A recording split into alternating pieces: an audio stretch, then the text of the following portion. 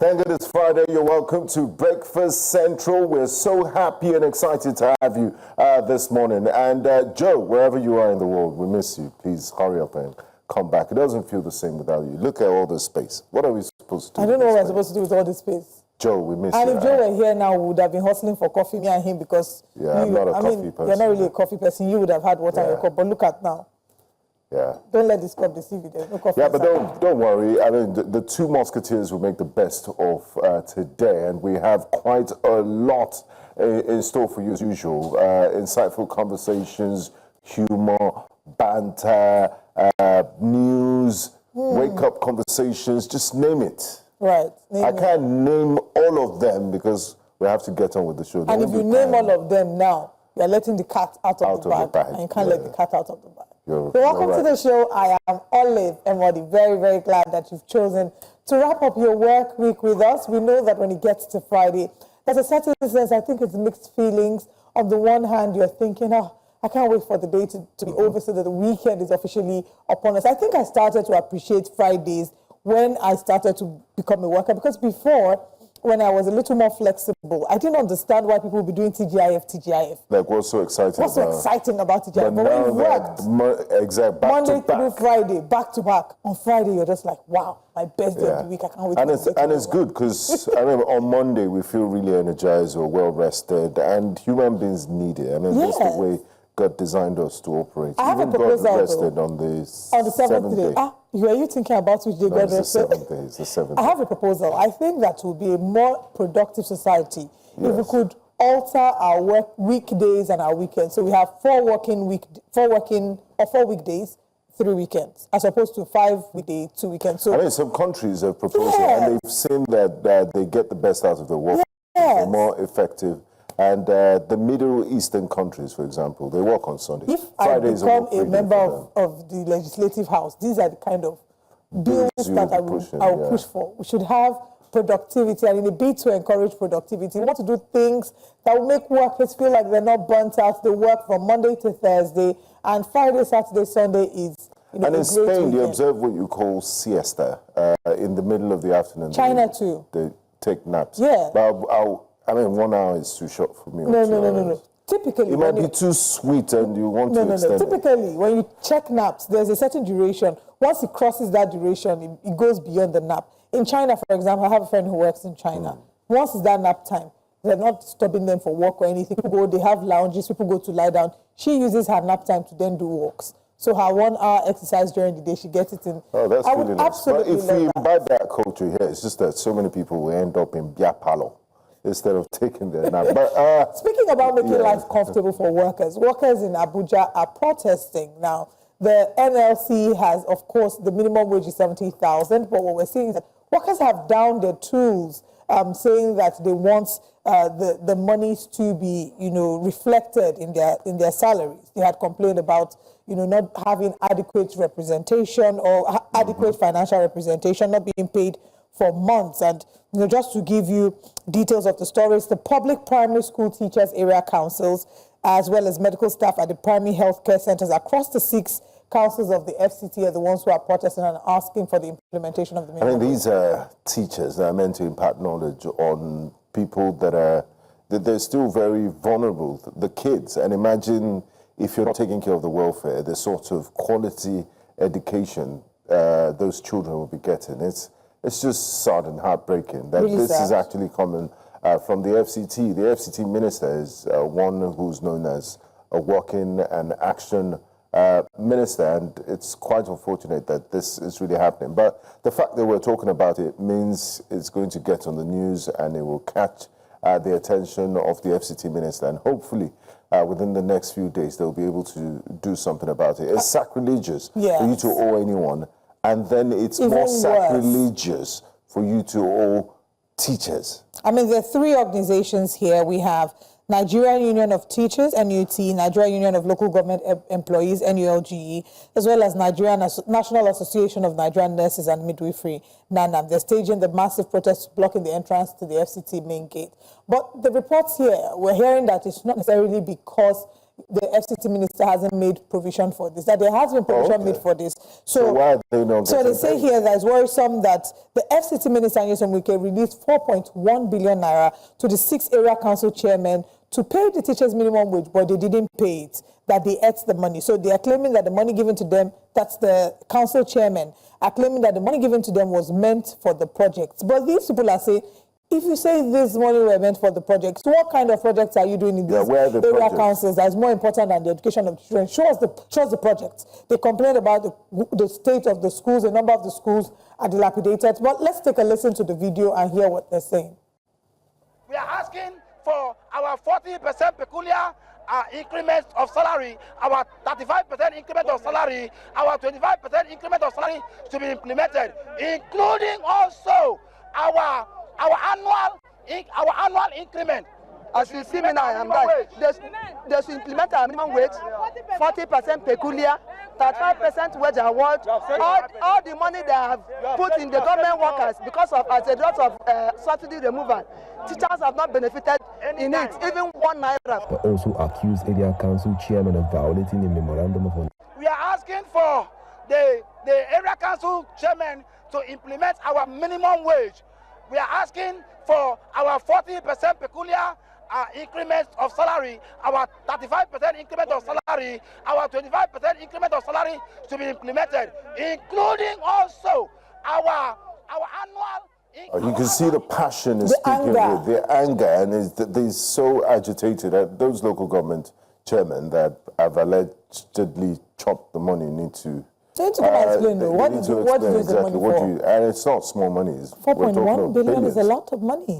I mean, it's just, unfortunately, we've seen this. This is not just something that we've seen happening with these teachers. Just yesterday, we took the strike with NIMET and how you know, a number of them were asking the same thing, saying that the minimum wage has not been reflected in their salaries and their remuneration. They say that their sister agencies, you know, are earning much more for the same job, and they have a very important because it's largely it's largely connected to the safety of the planes and the birds in the air. So it's really sad. I think that agencies, parastatals, you know, need to start looking within. Airpeace, for example, still talking about NIMET, has decided not to fly because they need those weather reports from NIMET.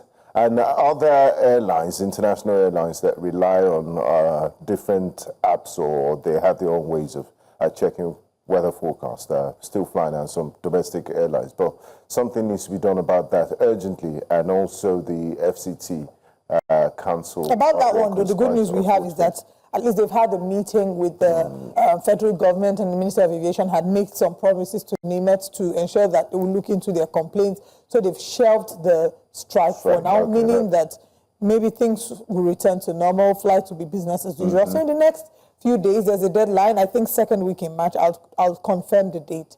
Then if their demands are not met or they're not seeing progress in that regard, they'll pick up the strike. Before we move to our next story, by the way, I have a comment to pass on one of the protesters.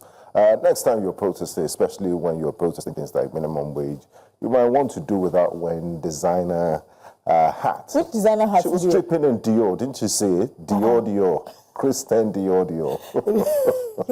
The Dior is not a reflection. So they might think, you know, this woman is wealthy. She's doing very well. So that's a valid argument. Exactly. So when you want to protest, just be ordinary. Don't be dripping in Dior. But we hope that, you know, this conversation will be looked into. The FCT minister, we know, like you said, has been termed a man of projects, a man of action. So I'm sure that he will kick in. By the way, you look really nice. Are you also dripping in Dior? No, I'm not dripping in Dior. Please take us through our next story. Okay, wow, this is a very interesting one, and it's generated a lot of comments on social media, as expected. The National Drug Law Enforcement Agency is proposing a drug integrity test for members and couples.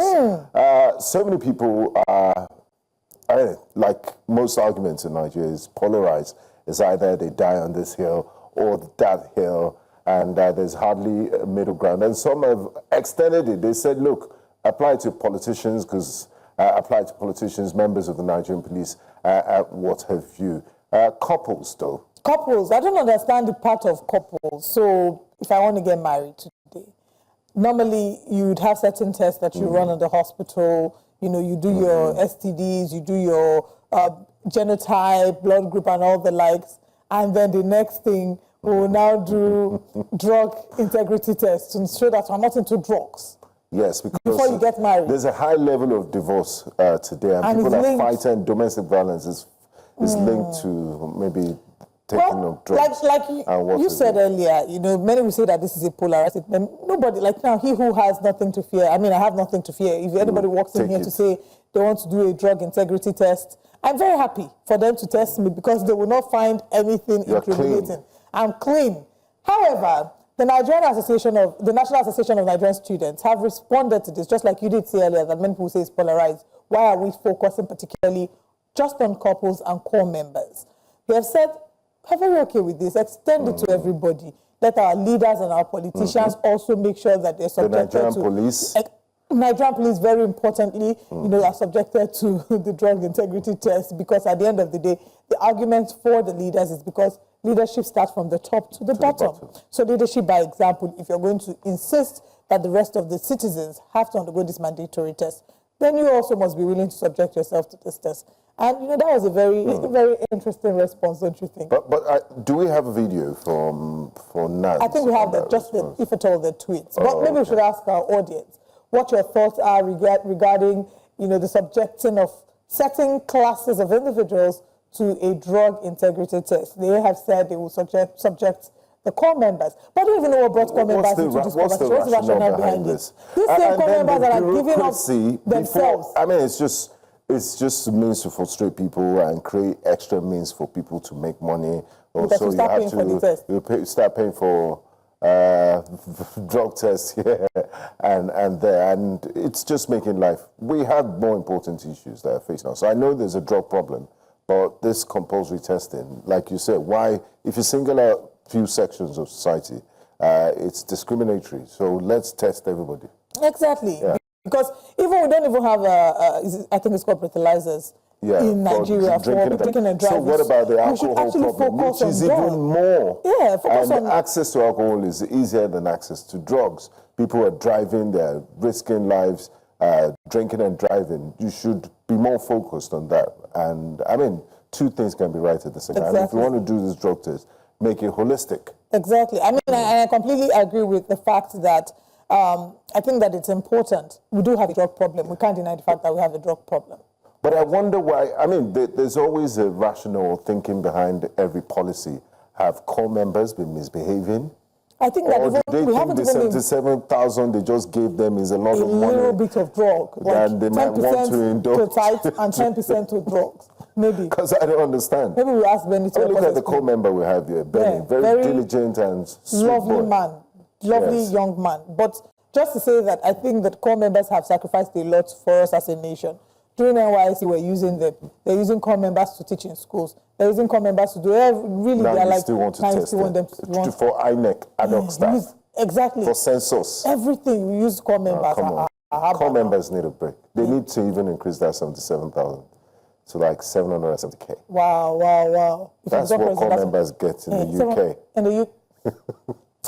Anyway, we'll be moving on to a final update just to let you know that the court has okayed arrest and detention of 6 CBEX promoters. Recall that a number of Nigerians had unfortunately lost thousands and millions of money to the fraudulent scheme CBEX, where they were guaranteed 100% interest within a certain number of days. Unfortunately, CBEX packed up and there were tons of Nigerians going to their office in the Egbeda axis, you know, complaining, crying. And even there was some, I think they had started to try to demolish their office in Ibadan as well. We had a conversation on the show, talked about SEC and SEC's response to the CBEX fraud. EFCC had also come out to say that they had listed a number of fraudulent schemes, and one of them was CBEX, basically saying to Nigerians, you should have done your due diligence. But people are saying, no, CBEX had a registered office. They looked like they had every markings of a properly registered company and a company that is running, you know, proper legit business. But yes, just to also mention that, you know, after this then birthed the conversation about those influencers and celebrities who use their platforms to promote certain schemes. I will see them all the time in different industries. I'm an influencer myself. So I but you understand. do your due diligence before I have you brands put that your have come name to me behind a brand. I have brands that have come to me that I don't. I'm like, oh, I thank you very much for this opportunity. However, what you're selling doesn't align with my brand. And I don't think I'll be the best person to sell what I don't believe in. So I think that also it's a wake-up call to influencers and public figures to know that money is great, but there are certain things that I don't believe in. And some of these guys, I mean, in fairness to the CBEX promoters, like the way they'll bring about this plan, oh, we're registered, the FCC knows about us, the Security and Exchanges Commission knows about us. And these influencers want to make a quick buck or two. And then but this is beyond even influencers. I think these are promoters from within CBEX that are trying to get more people. Yeah. So they have answers. They have serious answers, questions to answer. I mean, yes, I completely agree with you that the same way the Nigerian populace were fooled into thinking that CBEX was a legit enterprise, it's how some of these influencers could have easily been fooled, and these promoters as well. A friend of mine, not an associate of mine, not even, that one is making it worse, an acquaintance, reached out to me about CBEX last year. Do you think it qualifies for arrest? He reached out to you to try to poach you. But because I'm a wise man. And you're a content man. And I'm content. I don't have this person that reached out to you, was he a part of the CBEX? No, just an ordinary citizen that was doing it. No, I don't and he was doubling his money. So he thought, since I like this guy, I also want him to share in this happiness. What kind of acquaintances do you have, Benga? I mean, he didn't know anybody can fall for it. He's like one of those victims in Egbeda, and now he's crying. Did he lose money? Of course. Oh, my goodness. But of course, he lost. A lot of money. A lot of money. Oh, our hearts really goes out to people. If you did CBEX, maybe you'll be dripping in Dior and Balenciaga. Well, thankfully, I did not. And just to, again, you can still drip in Dior and Balenciaga. I don't need to use this. Lagos Island has Dior. Lagos Island has Balenciaga. In Lagos Island, there's Lagos Island version. Cut your coat according to your cloth. I'm just joking, no. But please, absolutely, we do not in any way, shape, or form encourage fraud, encourage people trying to look for. Like we say, if it is too good to be true, it's definitely too good to be true. So even while CBEX is going on, we got reports that there was another one that come up, in fact, that they had said to people that the account is not yet completely down, but you need to pay an access fee because we're trying to get people who are paying more. They created a Telegram group. And then the FCC too is not helping matters by promising that you get your money back. You're not getting your money back. It's gone. Yeah, it's gone. Otilo. All right. Thank you for joining us this morning on Wake Up Conversations. Let's now share with you what the conversations this morning on Breakfast Central are. Welcome back to Breakfast Central. Wednesday's defection of the Delta State Governor, Sheriff Oborevwori, his predecessor and vice presidential candidate of the PDP in the 2023 election, and the party structure of the PDP in Delta State to the All Progressives Congress has been generating reactions. News Central's correspondent Austin Azu is following this development and now tells us more. In the face of the unresolved crisis in the PDP at the national level, a key reason given for the defection, and despite having controlled Delta State for 26 years, Charles Aniago, the State Commissioner for Works, Railroads and Public Information, stated that the new direction is aimed at enhancing the state's development. The one and the decision we have taken today will help us to be able to effectively deliver more on the promises that our governor and our people have made to advance the course of development in our dear state. The National Vice Chairman of Labour Party South South Zone, Anthony Eziago, however, believes the defections are driven by personal interest. Eziago maintains that the defections may not necessarily translate to electoral success for the APC, citing potential crisis within the party in the coming days. It's not going to be Huru, because if you look at it, you will see that just give them like 6 months, you will see the war. Remember that most of them who left PDP before now and went to APC because they were not finding it easy. They were quarreling problems here and there. This man not agreeing with this one not agreeing with this one. And at the end of the day, you packed your bag and baggages and go to meet the same man that you quarreled with, that left you and went there. So at the end of the day, that will show you that there's not going to be peace there. Some residents in the state also had opinions about the defections. If everybody is defecting to APC, it means that the democracy is not really working, because PDP will not have any good contenders to contend with the ruling party. So we are stuck with APC for life. And so if they continue doing a bad job, we can't vote them out because there's nobody coming from PDP. Choice. Before you make a choice, there will be a reason before a choice is made. So he made a choice for a good reason, and we are hoping that the good reason will benefit the state. There's a need to defect to APC now, because we have seen that the president is doing some meaningful innovation. Some respondents anticipate that the governor will enhance his APC connections to resolve insecurity challenges facing farmers in the state and advance the state's development.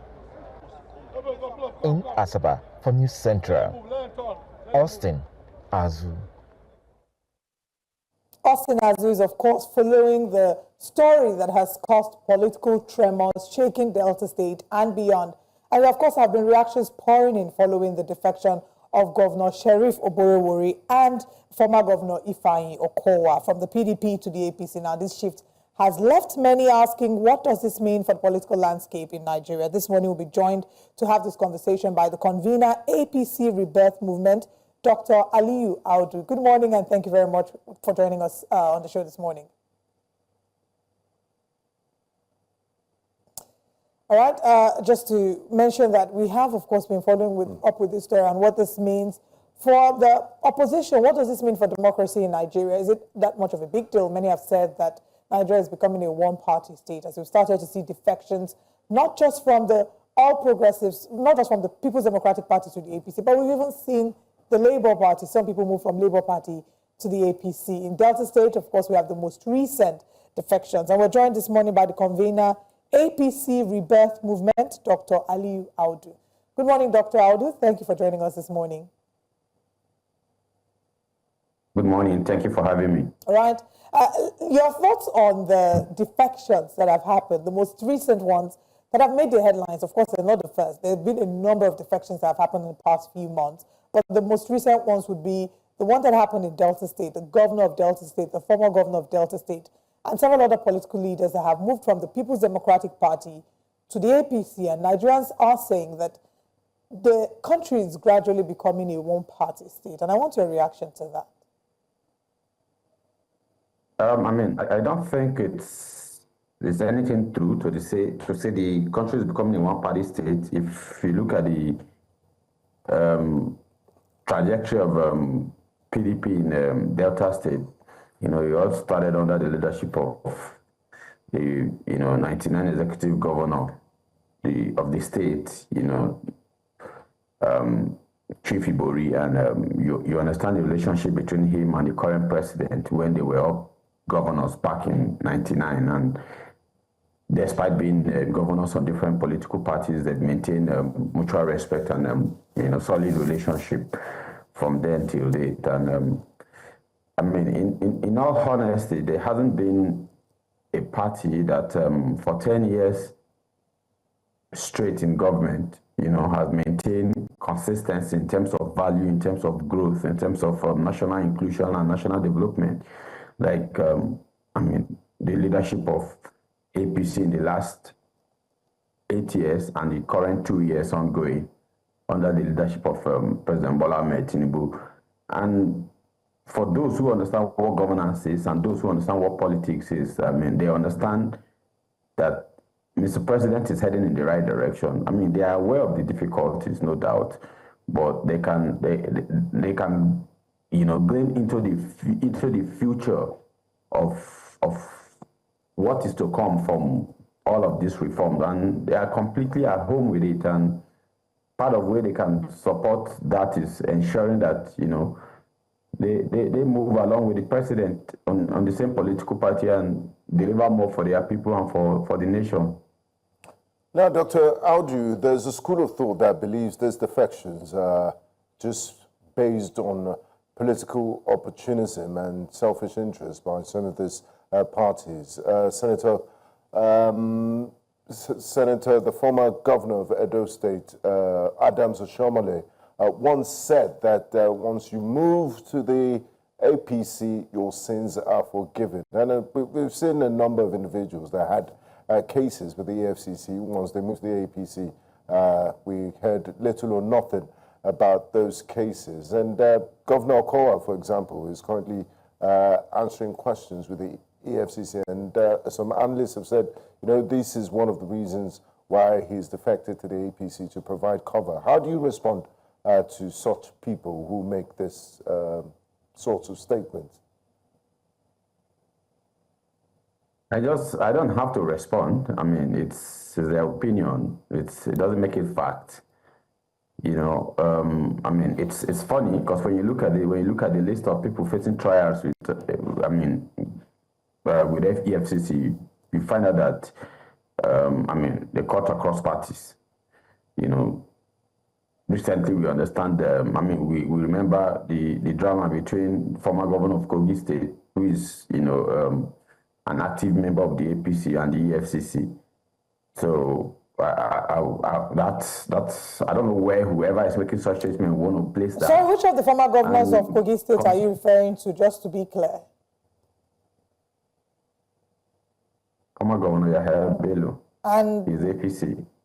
Yeah, and I don't know that, anything substantial has become of the case yet. That's part of the criticism. A certain politician did say at some point that, if you come to the APC, your sins are forgiven. I mean, his name just slipped. Adams Oshiomhole. Yeah, so you would say that I don't know if you then understand why Nigerians have the concern that if people keep moving, we find that sometimes it's a media trial. There's really nothing concrete that becomes of it at the end of the day. The case you've just made reference to now, the former Kogi State governor, it feels like it's been a media trial and that there's nothing substantial that has come out of it. I work in the presidency, the executive arm of government, so whatever is before the judiciary, you have to take it up with the judiciary, but I'm not one of those who don't believe in the country, and I'm not one of those who don't believe in the system, and I'm not one of those who don't believe in any of the arms of government. I do believe in all of this, and I understand that trials, it isn't never overnight. It takes months, it takes years. The fact that you're not hearing anything on it does not mean nothing is happening. And in any case, we've seen people move in opposite direction and there was no such noise. Why that now? So, Dr. Audu, what do you think it's so attractive about the APC brand that Nigerians are moving in their droves? Despite the prevailing economic realities.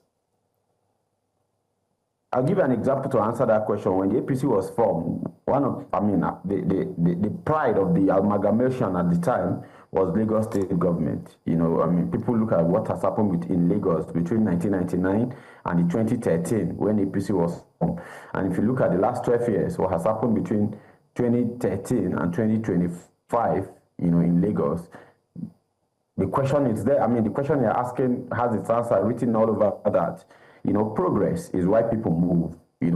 We've had to run a democracy where governance is based on sentiment and emotion and no application of knowledge. For the very first time at the national level, we are having to, dig deep, bring out the resilience in us individually and collectively to align with moving our current state to where we want it to be in the future. And that is basically contained in all of the reforms that Mr. President is undertaking. The international communities are taking note.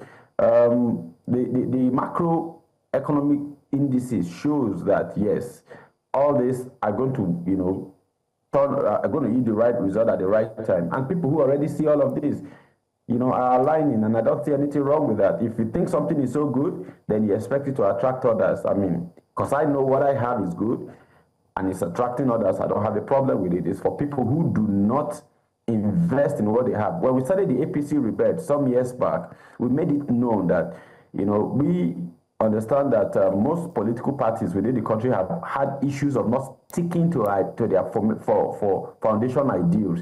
And what we did within the APC is to try and push the leaders to allow for internal party democracy.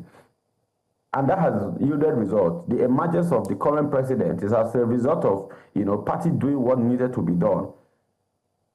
And the fact that that has given us good standing among other political parties, and we now attract the members of the other party, does not seem like a surprise to me. So you genuinely believe that the reason they're moving is because they believe in the leadership of the current administration that is making life better for Nigerians? Is that what your argument is? Oh, sure. There's no doubt about that. Why else do they move? The World Bank estimates that in 2024, approximately 49.9% of Nigerians lived below the international poverty line of $2.15 per day. And this figure is projected to rise to 52.7% by 2027. They're projecting a rise in poverty levels. These are the statistics. And if you speak with the everyday Nigerian, they will say to you that they do not feel the impact of what the policies are having in their lives. As a nation that is largely dependent on oil, we still see the fluctuating, the unstable economy, and Nigerians are complaining about the quality of life. So how do you juxtapose the reality of the everyday Nigerian to what you're saying about how these politicians can see a leadership that is doing well for Nigerians? How do you juxtapose this, opposing realities? All right, without trying to,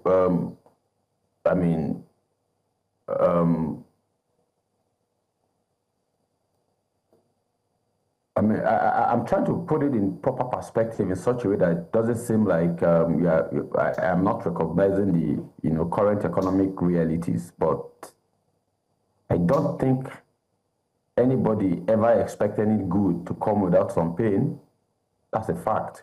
We've lived in a country where we've deceived ourselves for too many years. I am not a citizen who wishes to be deceived by the leaders. I do not think we need to create an environment where people go to school. Most times they need to make calls, they need to beg for admission, they need to call people to help with admission, call to help exam, call to pass exam. We cannot build a lasting economy, a sustainable economy, the way we have always done things. Something's got to give, and we are at a point where that thing that's going to give is finally given.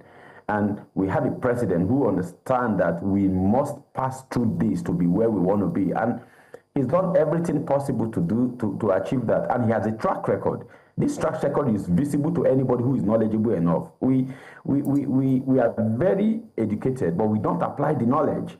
Because if we apply knowledge largely in this country, we will appreciate what Mr. President has done. We all did basic economics in school. For those who went as far as studying development economy, we understand what our problems have been, and we understand what needed to have been done, and it is now being done. Now, do we think our years of wastage will not come back to bite us? How could we have gone through those years of having so much money and spending it on yachts, private jet, expensive trip, importing everything and crashing down our local economy, and we think turning it around is going to come easy and without pain? No, I don't think we want to raise a generation who believe good comes easy. You will have to bear the pain, and that's exactly where we are. And I think Nigerians largely are in the know of that, because they do not want a handout economy, because we have tried that for so long and it has not given us any results. So let's try an economy that is built on our knowledge, built on our abilities, in such a way that every single Nigerian has the ability to live his dream without sacrificing that for the sake of just making a living. And for that to happen, there's going to be a period of cooking, and that's where we are. And it's going to be hot in the kitchen while you're cooking. Dr. Aldu, if I may come in here, sir. It doesn't mean that you will not look forward to the food being served when it is ready.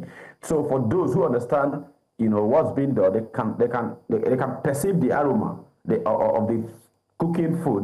They understand what is being done. They understand what the result is going to be. You brought record about World Bank projection. It is nothing but projection. Same World Bank has many times. But when the World Bank says positive things about the APC administration, the president has. When the World Bank says positive things about the APC administration, the government and its handlers are quick to put it out as part of their scorecards. But let me take you up on some of the things you said. You said that there's a period of cooking. These are successive APC governments. President Buhari was an APC president. He ruled for 8 years, and now we're almost in the second year of the Tinubu administration, and you're saying 8 years of wastage. Some of those things you call wastage is still happening right now. Just, I believe it was yesterday or recently in the House of Representatives, Rep. El-Rufai did talk about wastage. Every year, government agencies budget new cars and new furniture allowance and new cutlery, and these things don't expire. The president we used billions to renovate the vice president's residency. The president made a purchase of a yacht. He's traveling. He's been out of the country. He's gone to France 5 different times. And ordinary Nigerians understand that, look, we need to make sacrifices. But their belief is that the government and those leaders, the senators, are not tightening their belts. It's only Nigerians that have to bear the brunt. You still see long convoys of government officials, and the optics don't look good. It looks like these people are feeding fat off our commonwealth, and that's the reality most Nigerians see. So how do you respond to them and saying that, we have to tighten our belt and good things are coming when the government on its part is not tightening its belt? All right, first, to correct you, I didn't say 8 years of wastage of APC, because, between 2015 you didn't say specifically, but looking at our past, it means the APC was also part of a wastage. And it's just logical. Prior to that, I made mention of the 10 years, 8 years of Buhari and 2 years of president being a period of turning things around. Prior to 2015, I don't know how very knowledgeable about national economy you were at the time. Globally, locally, everybody knew we are headed for serious disaster. Between 2006 and 2012, the sheer amount of money that this country generated from export of crude oil would have been able to position our economy for a long time. But what did we get under the PDP administration? Wastage. So much waste that the then coordinating Minister of Economy and Minister of Finance, Dr. Okonjo-Iweala, and the then CBN Governor, Dr. Sanusi Lamido Sanusi, His Excellency, His Royal Highness, repeatedly said on national television and even on international platforms that the wastage we were doing at the time was going to come back to bite us in the future. But a lot of people didn't think it would happen. It is happening, and we have to face it. So it is not strange if we really have logic and we really are honest with ourselves. It is not strange that we are having to block loopholes. We are having to block leakages. We are having to improve on the way we do things. We are having to go for efficiency and effectiveness in terms of national management of our economy. And that is going to take a while. But before the microeconomic indices start coming in as to the part that affect the lives of individuals, you are going to have to look at how well you're doing from the macroeconomic indices. Those who design global economy, those are the indices. When we went to school, those are the things we learn. We're not going to start crying today and forget everything we've learned just because we think it is. This hard period I expected, especially when you did not put your actions right in the first place. So you're going to turn around. Do I believe that Nigeria will become poorer in 2027? No, I don't. And I'll tell you why.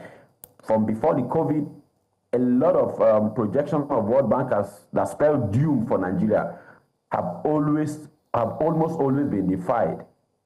This isn't going to be an exception, because I am confident that, with everything that we have in terms of results from the larger economic policies of Mr. President, the moment Nigerians align and understand what economy really is and how they are supposed to get involved and play their part, I mean, we have the tax reform coming up. We have the local government autonomy that Mr. President is pushing. Then we have the energy crisis that is being resolved from, removing energy production, transmission, and distribution from being a federal government activity to the point where anybody, anywhere can generate, transmit, and distribute energy. Right.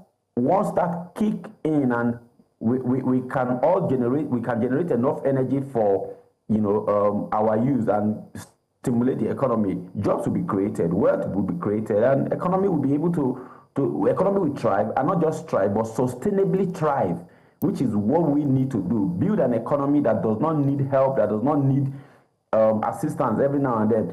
We are a part of a global activity. So anything that happens in the world will affect us. But if we do not build enough resilience for our economy in such a way that we can have, shock absorbers when these things happen, it is always going to hit us, and we are always going to be subject to what happens on the international scene, which is totally out of our control. But at the rate we are going, we are making our economy internationally competitive. We are making our economy in such a way that we have the numbers. We have over 230 million active Nigerians, Go anywhere in the world. Nigerians are very active in every sense. Nigerians are doing well in the other state, in the other countries that they go. Why are we not doing well at home? It is simply because we have not been able to replicate or improve on the kind of environment that those people put in their places to attract our people. The United States, Canada, China, Europe, they've gone through this stage. Most recently, we have the India economy going through this stage. What was the other economy from the eastern part of the world? It is not new. We will go through this, and when we come out at the other side of it, I mean, 2020. We're proud to have gone through this. That is how 2027 is really just. It is never ended. 2027 is just around the corner. It's just in 2 years, really. So it's not like we're talking about some distant future. And I hear you about, the statement by Ngozi Okonjo-Iweala. Say that again. I didn't get that. I said the good thing is that 2027 is not in some distant future. It's just in 2 years. So regardless of what the IMF says or what our projections are or our hopes are, the results will speak for themselves. In another 2 years, we'll see exactly where we are as a nation. And I hear you regarding the criticism of previous administrations. I think what my colleague was alluding to is the fact that it's not possible to say that we made poor choices without the APC in some measure taking accountability for it, because the APC in its campaign said they would build off where President Muhammadu Buhari left off. And he also had 8 years to maybe have made different choices that would have led us down a different trajectory. And he didn't make these choices. But I want us to move away from economy and now talk a little about politics. You are the convener of APC Rebirth. What is APC Rebirth about? Like I said earlier, it is basically trying to get our party to be the progressive political institution that it's supposed to be, that gives opportunity to every and any Nigerian, irrespective of their social background or, all of the lines that have been used to discriminate against people. We've been around in this country where governors, literally hand over seats, to whoever they feel they want to succeed them. And in most cases, they've all come out to turn, not good for them, and not good for the nation, and not good for the state. In a very healthy democracy, where internal democracy is respected, where party rules are supreme, where every member is treated same and fair, you find out that people are able to make choices even internally, without being influenced or being, coerced into any decision. That will, restore the very essence of democracy, which is freedom to choose. We can look at it from the larger side to general election, but the real target starts from the internal party activities. We need to be able to build an APC that attracts the best of Nigerians. Clearly, we have understood that our problems are not because we have problems that are insurmountable. It's simply because we have been able over the years, across parties, I'm not saying just one party now, across party, we have pushed people into political position who do not understand what leadership is, who do not think our problems are surmountable, and what they've done is get into offices and try to shield themselves from the very same problem they are supposed to solve for the larger society, forgetting that they are going to return to the larger society. And after 4 or 8 years, when they return, they start speaking a different tune, which is exactly what you hear from largely 99% of those people calling themselves oppositions today. They've all had the opportunities to be in power, and they forgot that today was going to come. On the other side, when you look at the current president and look at his political journey, he started from a regional party that faced a lot of challenges in 2003 when the then president and the then ruling national government, abused power so much so that they forcefuled took election from states in the southwest, leaving southwest with only one AD state, 2003, the one led by the current president at the time. He started from that and built back the regional structure, built a regional party that was stable enough to do coalition with another regional parties from across the country. And in 2015, it was successful.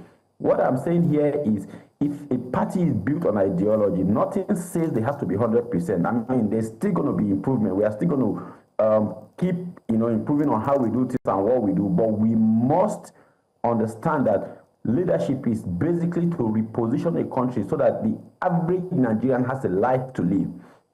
But if we keep having the wrong set of people, if we keep having people who are not leader material, people who are not, who don't have the quality to lead, who only are about how much they can amass for themselves and for their family, such always run out. And when they run out, they are hit with reality. But we need a leader that can solve our societal problem in such a way that the simplest person in the society, the lowest person in society, feel protected by the government, feel protected by the country. That is where pride of patriotism, that's where pride of being a member of a country comes in. And this does not happen unless we have a system, at the party level that takes seriously, all of his promises, all of his manifestos, all of his founding values and ideals. And the only way to do that is to have a number of people within the party who will serve as voice of reason, that will always remind some of our leaders, like, these were the things we promised, these are the things we wanted to do.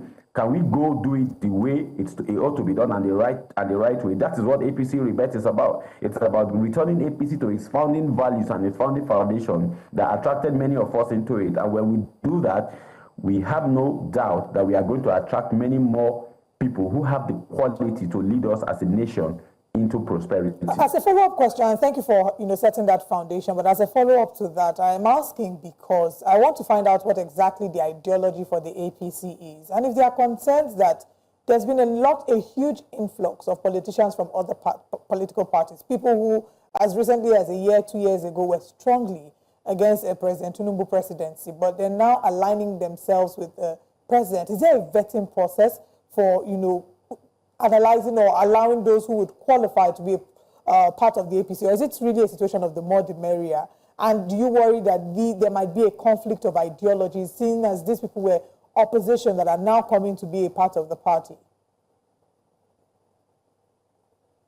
I get you. I hear what you're saying, but unfortunately, the way the Constitution is written, you do not have the right to deny anybody association. It's protected by the Constitution as a political party, except, of course, the person is constitutionally barred from partisan affiliation. On the side of being influenced, we should remember that the party APC was formed from the amalgamation of the Action Congress of Nigeria, the All Nigeria People's Party, All Progressive Grand Alliance, and after formation towards election, a sizable part of PDP joined. At the time, a lot of people were worried that if this association of different people is going to give us the desired result. But like life generally, time heals and time prepares. So with time, we have seen those that have come and gone. What it tells you is that, stay focused on what you're doing. People who will come will come. But those who will stay are those who really believe in what you're about or what you're doing. And you're going to get results. And that's where I think APC is. It's not perfect. It's not where it is. We are not even bothered us about the wrong people we attract. We are more interested in attracting the right one. Because we know that even if it's one candle of light, the amount of darkness that it chases cannot be measured. So for that reason, we are not going to concentrate on, that would be nothing fair as to someone coming to corrupt what you have. No, we rather draw strength from, our resolve, to ensuring that we build a party. It's not going to happen overnight. This party is about 12 years now. It's not where we want to be yet, but it's work in progress. And we've seen reason that we are not where we were yesterday. And that's exactly what life generally is about. It's okay. Improvement is incremental. It's not going to happen overnight. It's incremental. For as long as we put in the effort, as long as we believe in God, we believe in ourselves, and we believe in diligence. Thank you, Dr. Audu. Just before, because of time constraints, apologies for interrupting. Because of time constraints, and we're about to wrap up this conversation, you said change, it's slow, and then that Nigerians, APC has done the job over the years to make sure that we have a better future. Next month, we'll make it 2 years of the Tinubu administration, and collectively 10 years of APC administration. I don't think it's right to go back as far as 10 years to blame PDP for anything going forward. We've crossed that bridge. The World Bank has projected poverty to rise in Nigeria by an increase of 3.6% by 2027. And you've said APC's that we have to go through this trying period for a brighter future. When does this, what's your message to Nigerians that are watching this program this morning? How long do they have to tighten their belt? And when do we begin to see positive results of all these policies that you say, wonderful policies in your words, that you say Mr. President has put forward? All right. Let me start from the low-hanging fruit, the quick ones, like the tax reforms. We have had to deal with this tax, for decades, cutting way back before the independence. And we are cleaning that up. Mr. President has an idea of what the tax system for a country that is interested in being globally competitive economically should be. And the quick wins I can tell you from tax, we are looking at a tax proposal that's going to reduce significantly tax burden on maybe about 50 or more % of the working class of Nigeria. That's a lot. And what that means is it's going to leave some more money in the hands of the people, to spend. And we have the local government autonomy that the moment it sails through, it's going to create activity in 774 local governments across the nation at a speed that we have never seen before. Why do I have confidence in this? I grew up in Lagos. I was in Lagos before the current president became governor. And I understand I remember the war he went through for the local council development authority that he created, LCDAs. And I know how that has, fastened development into interior part of Lagos. Literally, as we speak, a lot of people will tell you there is no part of Lagos that seems like a village right now. That happened because the current president took government closer to the people. And when that happens, it means that even a bad government that spends money recklessly will have to spend it within its environment. Some people will benefit. It's simply a combination of a lot of policies that are in place that gives us hope that things are going to get better because we have looked at where things get better. This is not to say that we are going to have things, changing prices without any reason for it. In agriculture, in the last 8 years, there's been a lot of investment into agriculture, and the last 2 years isn't any different. And we can see, like the World Bank will agree, that our agricultural output has increased, our agricultural export has increased. And, it might be likely, if you look at things, we've gone to the market, there's been a lot of survey by media houses between November and this year, there's been a slight reduction, and in most cases, stability in terms of prices. So, Dr. Audu, are you saying that? Up and down, are you saying in few words? A bit of stability. Dr. Audu, are you saying that by 2027, you expect that there will be a different tone? Because we have to wrap up now. We're out of time.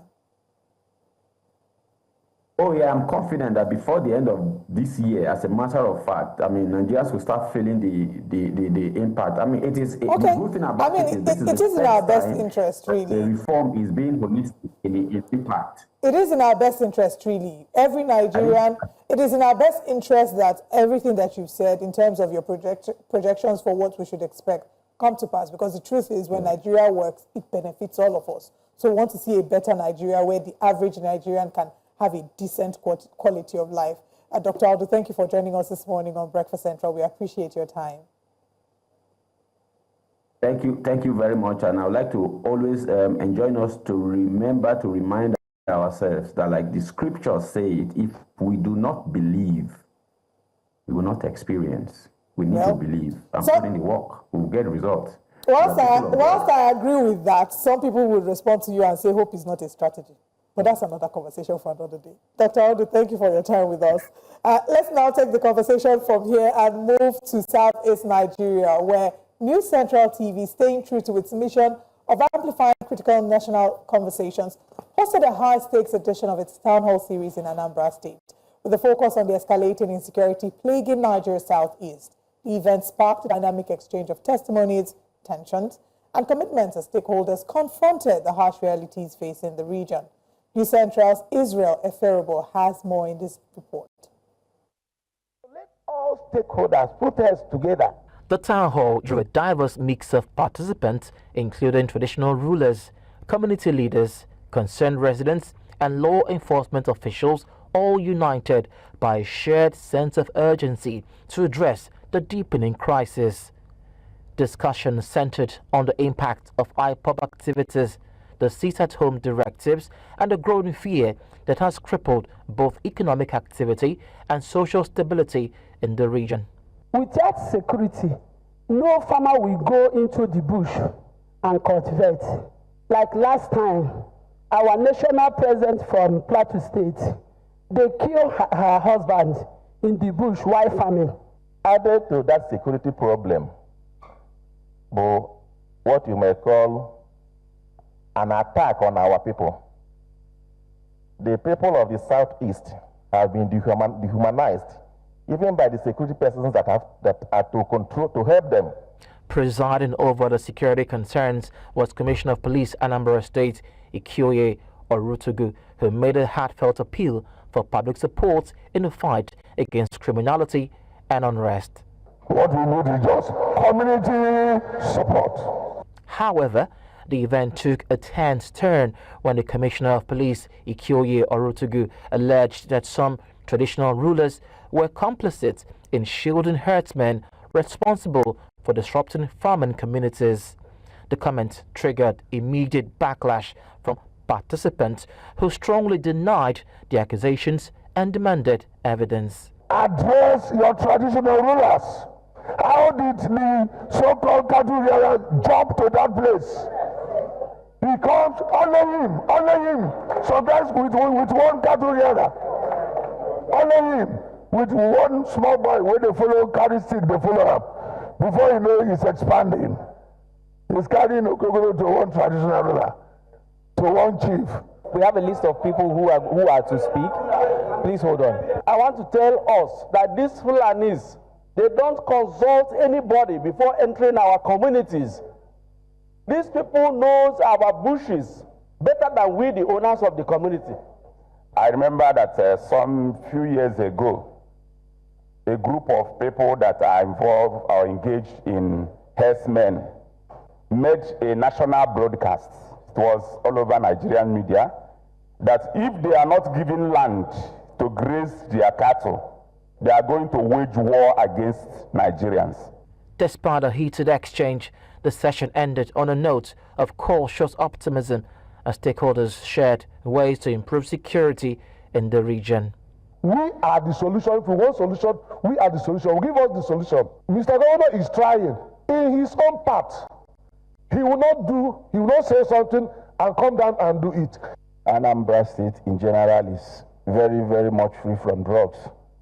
Of course, it is an established fact that there is a nexus between drugs and crime generally. In a pivotal moment, the managing director and editor-in-chief of News Central Television, organizers of the town hall meeting, secured a public pledge from Commissioner Orotogu to consistently engage with citizens and ensure transparency in policing operations.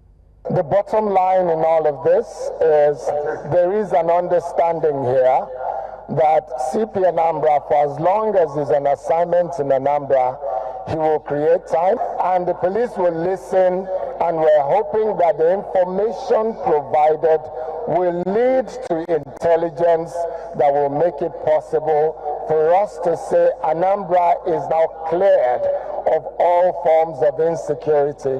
As the Southeast region continues to grapple with insecurity, the call from this town hall is clear. The time for listening and collaborative action is now. Very important conversation there, and kudos to everyone who showed up for the Anambra Town Hall series. And of course, News Central will always be at the forefront of championing conversations that allow different stakeholders to come together and hear the voices of the people, would always amplify the voices of the people. I think that it was a very important town hall that we had yesterday. And very timely too. And it was nice to see different stakeholders there, victims and residents sharing their stories, and also a response from law enforcement agencies. So it was quite insightful. Many, I'm sure all the people that watched and those that were present there had a lot to take away. And it's nice to get a commitment from the Commissioner of Police, because, I mean, you're there to serve us. We need to be able, you need to have an open door policy. We need to be able to share our problems with you. And you also need feedback from us, because at the end of the day, it takes collaborative efforts from everyone to deal with the security issues in the country. Yeah. Right. I mean, thank you to everyone who's joined in, and would, of course, have more Town Hall series. And just to say that you can catch up with the content from the Anambra Town Hall series on our social media platforms. You can check out News Central TV on YouTube to be able to hear the real experiences of the people in Anambra State.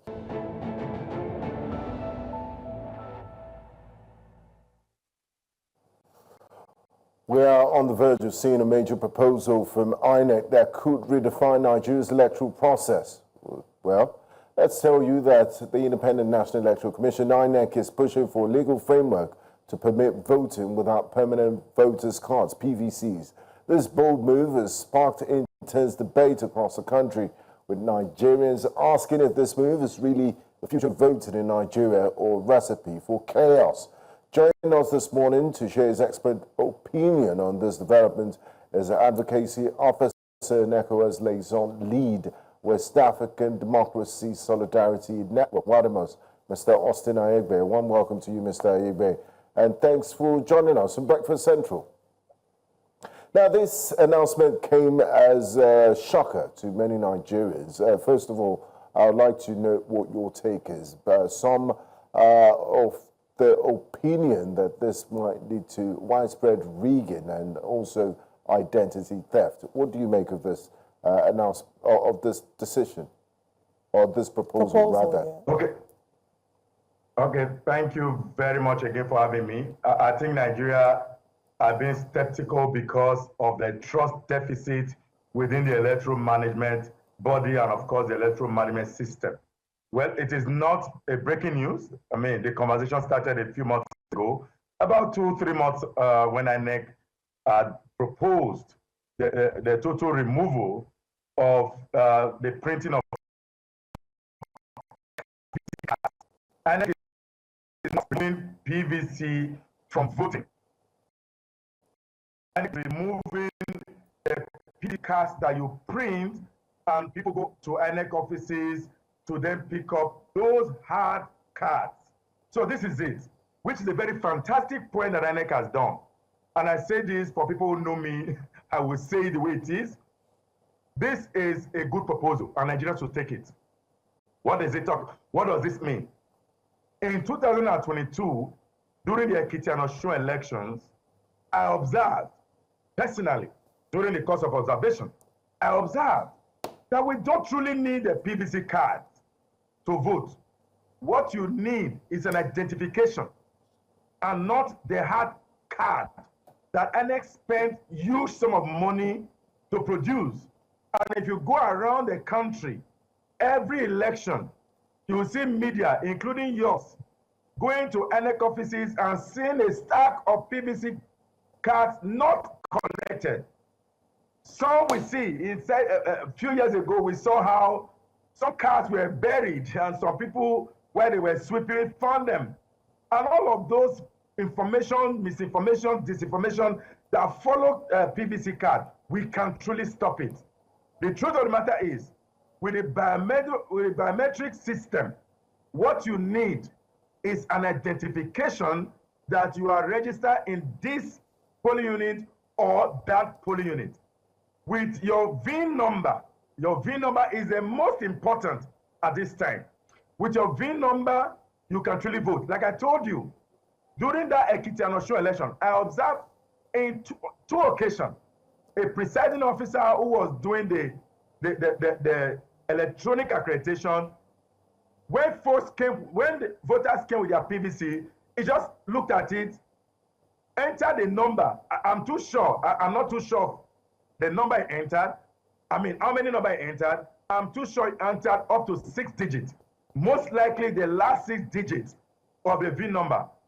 The image, the biometric of the voter pops up on the screen to validate that that voter is the owner of that card. That's where you now do the fingerprint authentication or the facial recognition. Once a voter passes those 2 stages, that is it. The card is just for mere recognition. We can go without the hard card. Again, I repeat, hard card. INEC is not saying you will not come to the polling unit with cards. What this means, I mean, this is the hard card I'm talking about. What INEC is saying that you have a responsibility to go online and print your own PVC. It doesn't have to be a hard card. In summary, Mr. Oyibe, are you saying the benefits outweighs the disadvantages, and we will be saving a lot of money in the long run? Exactly what I'm saying. I'm saying that you don't, for instance, I'm sure that, I don't know, let me not pass another fake news, but let me just use an example. That both of you on the screen, because of your schedule, the time for PVC collection is somehow an Ukrainian tax that it is almost difficult for you to leave your station to go pick up your PVC. And that is why many of us have not been able to pick up our PVCs. INEC is now saying, you don't need it. Go online at the comfort of your home or at workplace, you print out your PVC. There's an additional advantage that it provides. You can change your location. A month to election, like INEC will advise, transfer of polling unit and all of that, you can change it online and still print it, provided you do it at the material time that it is registered in the new polling unit that you want to then move to. At the end of the day, Nigerians would have been saving money by reducing the number of hours, human personnel hours, that stay for like 2 weeks or 3 weeks at the ward level, then to the local government level during the collection of PVC. We don't need that route anymore. Now, with electronic means, digitalization of our process would have been saving a lot of money. Beyond the PVC, I'm asking INEC to also do away with the ballot papers. For me, that is even a more important cost saving. And that's a very valid argument, Mr. Ibe, because the truth is we should be moving on with joining the world. We should be moving on to a paperless system where we're joining the world in keeping up with global best practices. But with the current level of our digital infrastructure, judging that even from the last elections, many people found it difficult to be verified. Many people would take pictures of, and even at my polling unit, I could see that there were people that they would try to verify them, visually try to verify them with fingerprints, and it wasn't working. So how do we guarantee that with the current digital infrastructure that we have, this would not be another system that would fail and people would come and still not be able to get verified? So you see, the truth of the matter is, if you back it up with the law, it has become mandatory for INEC to make it happen. All the things you saw previously with failure infrastructure, tech infrastructure, is as a result of INEC's innovation, which really doesn't have some form of legal backing. I mean, the Supreme Court has told us that INEC innovation are mere innovations and they are not sacrosanct. And that is why it is almost difficult to argue your point in court when you try to argue around the BVAS machine, as it were. And you, of course, your media has also reported how the court undermined some of those INEC internal rules, which were put in place for the good governance of elections. For instance, if a court says that don't talk about BVAS here, what you need to talk about is to argue substantially non-compliance at the polling unit. What that means is that political parties must argue based on the relevance at the polling unit and not to generalize. And that is why when some people loses in court, like a dual election, people argue. And I say, but the court has made this comment consistently that you must prove beyond reasonable doubt non-compliance, substantial non-compliance. And substantial non-compliance has to do with polling unit.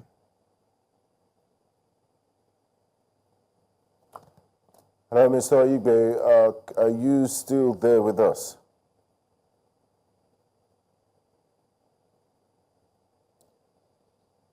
Okay, it seems that we might be having challenges. We've been speaking with Austin Igbe, who is the advocacy officer and ECOWAS liaison lead West Africa Democracy Solidarity Network, WADEMOS, and he's been speaking to us about INEC's proposal regarding the next elections, and they're proposing that we have voting without the physical PVC. So when you hear voting without PVC, people automatically assume that that means they're not going to have PVCs at all. However, it's going to be digital now. You just have your voter identification number, you go there, they verify you with your number, and you can go ahead with your voter. And rightly so. I recall his opening statement. He said trust deficit. Because yes, people saw this news, alarm bells went haywire, and everybody's like, oh, what's going to happen?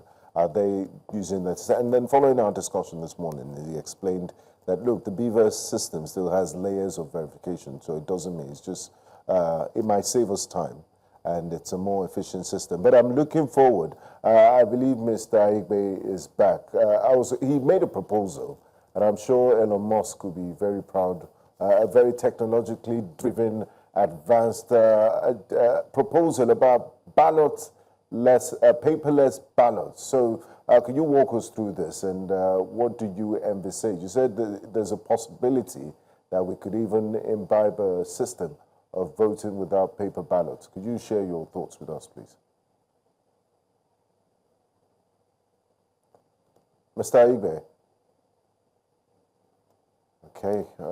And this is, still the technology that we're going to use. Yes, these are the challenges. I mean, we're just only trying to have a conversation, and imagine how if you have to verify thousands of people and millions. And just to say that I agree with that. I think that is a fantastic idea, because we shouldn't in 2025.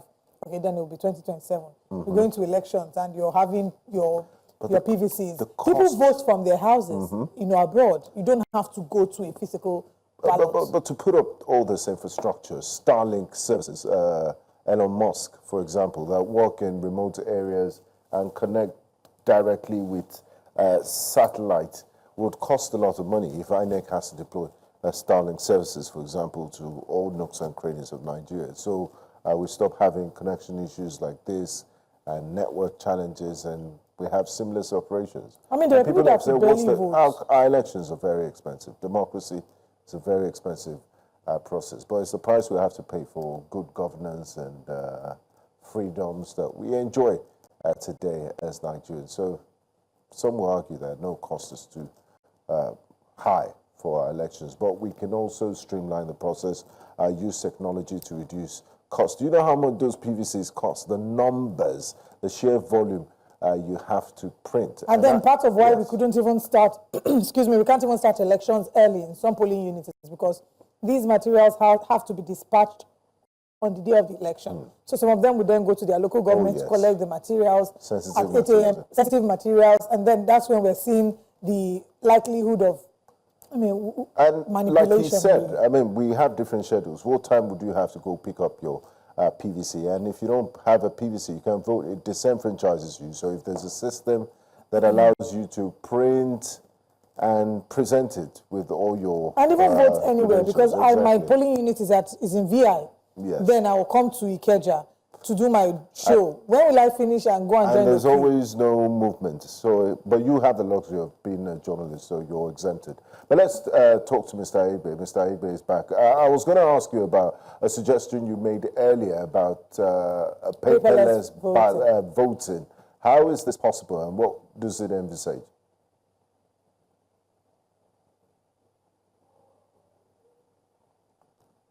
You need to connect with your audio, please.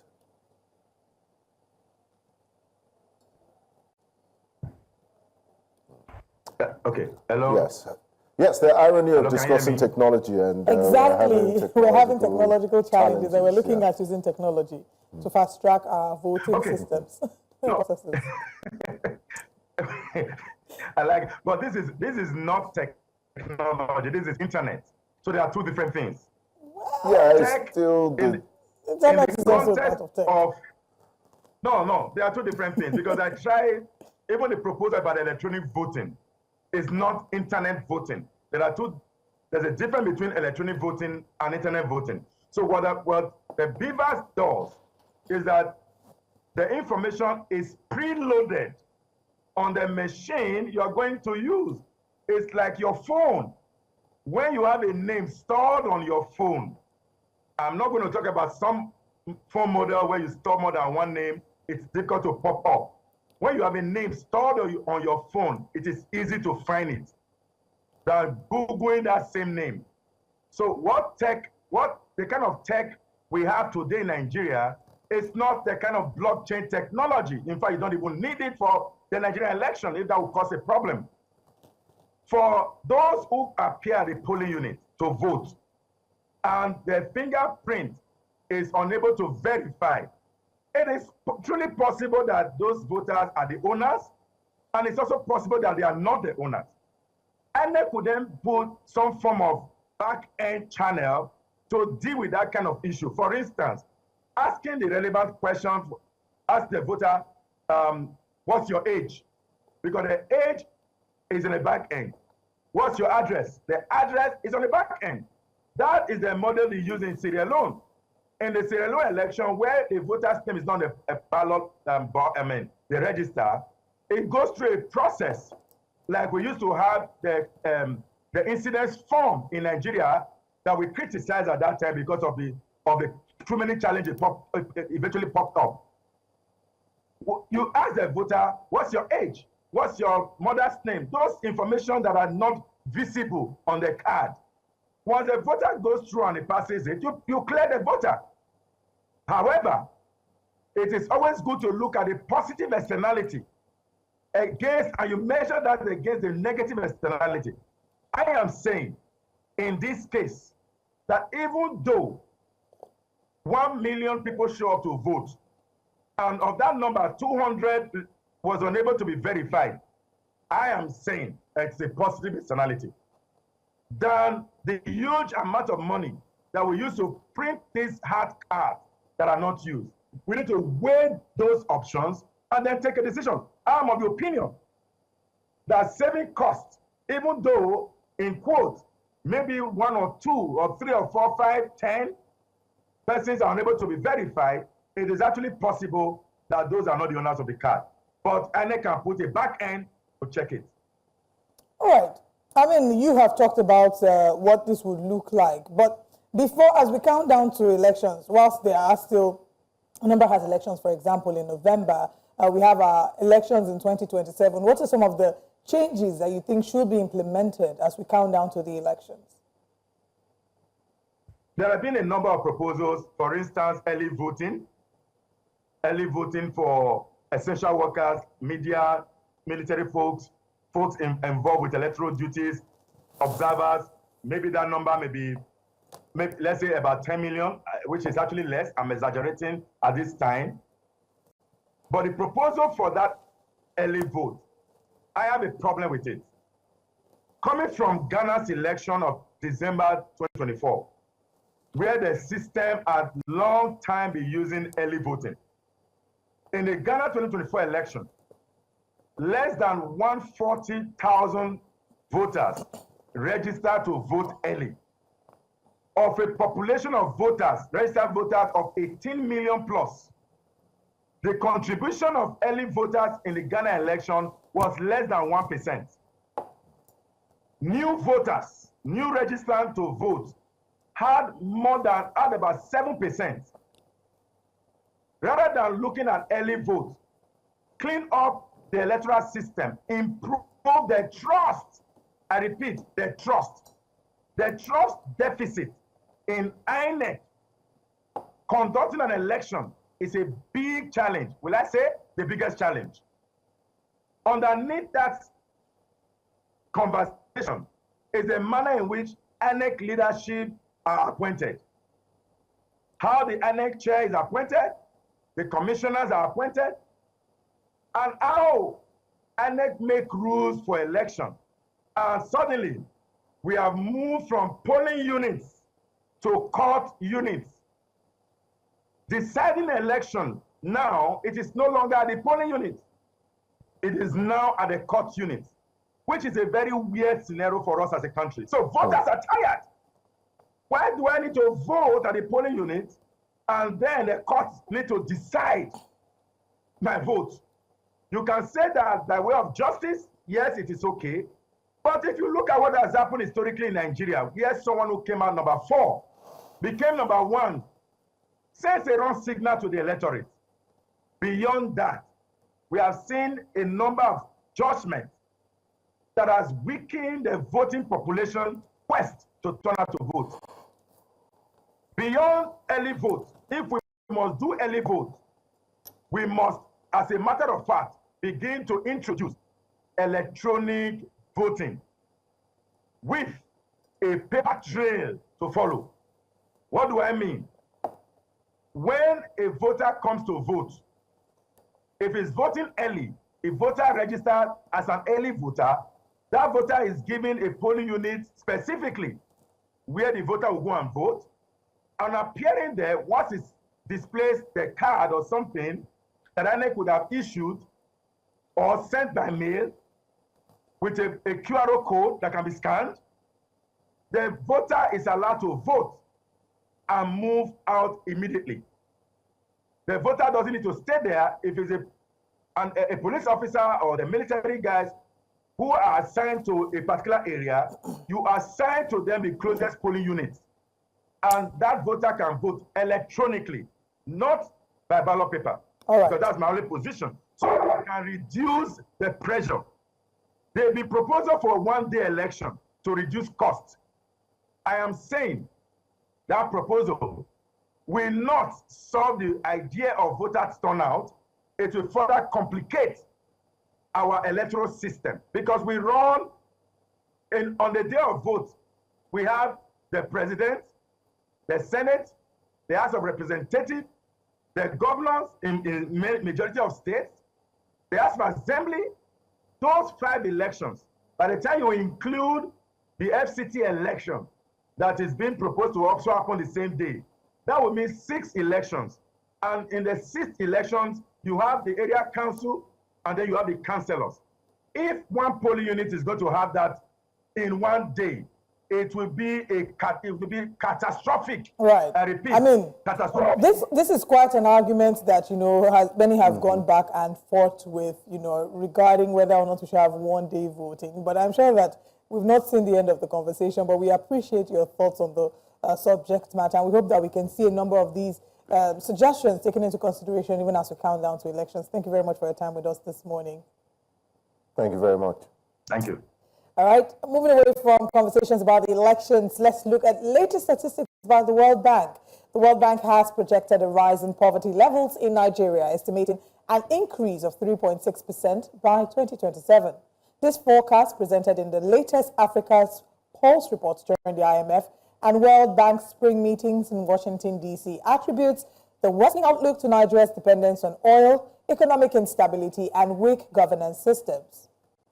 Despite this doomsday report, the World Bank has projected a 3.6% GDP growth for Nigeria in 2025, and the IMF predicted a 3.2% growth driven by finance, telecoms, IT, and ease in inflation. We'll now take a look at these projections as we seek to find out what they really mean for Nigeria's economy. Join us this morning to discuss and analyze these figures is Economist Gbolahan Olojede. One welcome to you, Mr. Olojede. Thanks for joining us this morning.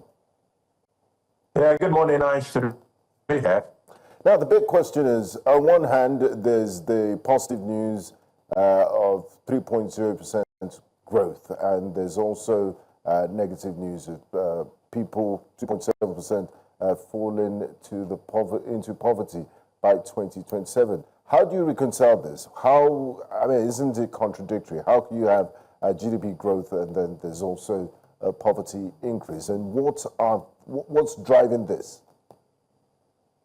I'm glad that you're bringing this up, or that the news have thrown this up, because it has been a problem, a persistent problem.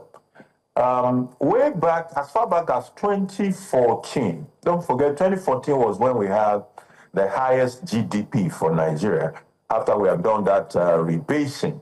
And after the country has had some very high level of growth, much more than these numbers that we're talking about now. But one of the problems that the economy was trying to solve, even way back then, was the non-inclusive growth. So there's this growth number. When you aggregate everything, there has been a growth. But this growth has remained non-inclusive. So a few percentage of the population have grown, their wealth has increased tremendously. But a lot of people at the lower rung of the ladder are still where they are, or they've even become worse. So this contradiction you're mentioning is a problem for what you call non-inclusive growth. There is a growth, but only some people are growing, while another stratum of that same market is not growing. And, how important should we take these projections? A few minutes ago, we had a guest on the show, Dr. Aliyu Audu, who's the convener of APC Rebirth, and it doesn't seem to believe the statistics from the World Bank, saying that, he doesn't believe in this statistics. So how seriously should we take these reports, these projections from the World Bank? The projection from the World Bank has a basis, and incidentally, the basis is valid. The basis is saying, look, with what is going on in the trade, in the international trade today, the chances are that the oil price will drop or will continue to drop. If oil price should drop, it will affect government revenue. That is certainty, because a percentage of the government revenue in Nigeria comes from oil. Anything that affects government revenue will increase our deficit and will impoverish us as a country. When a country gets impoverished, the people that feel it the more are the people at the lowest rung of the ladder. So the basis for saying that more people might be pulled into poverty is a valid basis. It's not something to argue. The second part of that argument is that if there is indeed a fall in price of oil, because oil remains the source of the chunk of our foreign exchange earning, if that foreign exchange earning drops because the price of oil drops, then it will affect the supply of foreign exchange, the Nigerian supply of foreign exchange. If that is affected, it will exert pressure on the exchange rates. When there is pressure on the exchange rate, it will lead to inflationary pressure as well, because we're still import dependent in several areas of our economy. So they have a basis for making their argument. And rather than just jettisoning that argument, we should analyze it and begin to take proactive steps to see how we can moderate the effect that they are referring to. The effect is real. And that is what we need to do. Yes, and the bases the World Bank is using are very verifiable and real too, so we can see that. I'm happy that you mentioned the oil dependency, which leads me to my question on diversity. Diversity has always been a buzzword in Nigerian socio-economic discourse. We've been talking about it, we're too oil dependent, and it makes us susceptible to shakes and tremors in the global oil industry once there's a price that affects us, because we're very reliant on foreign exchange earnings from the sale of crude oil. That's why we talk about diversification.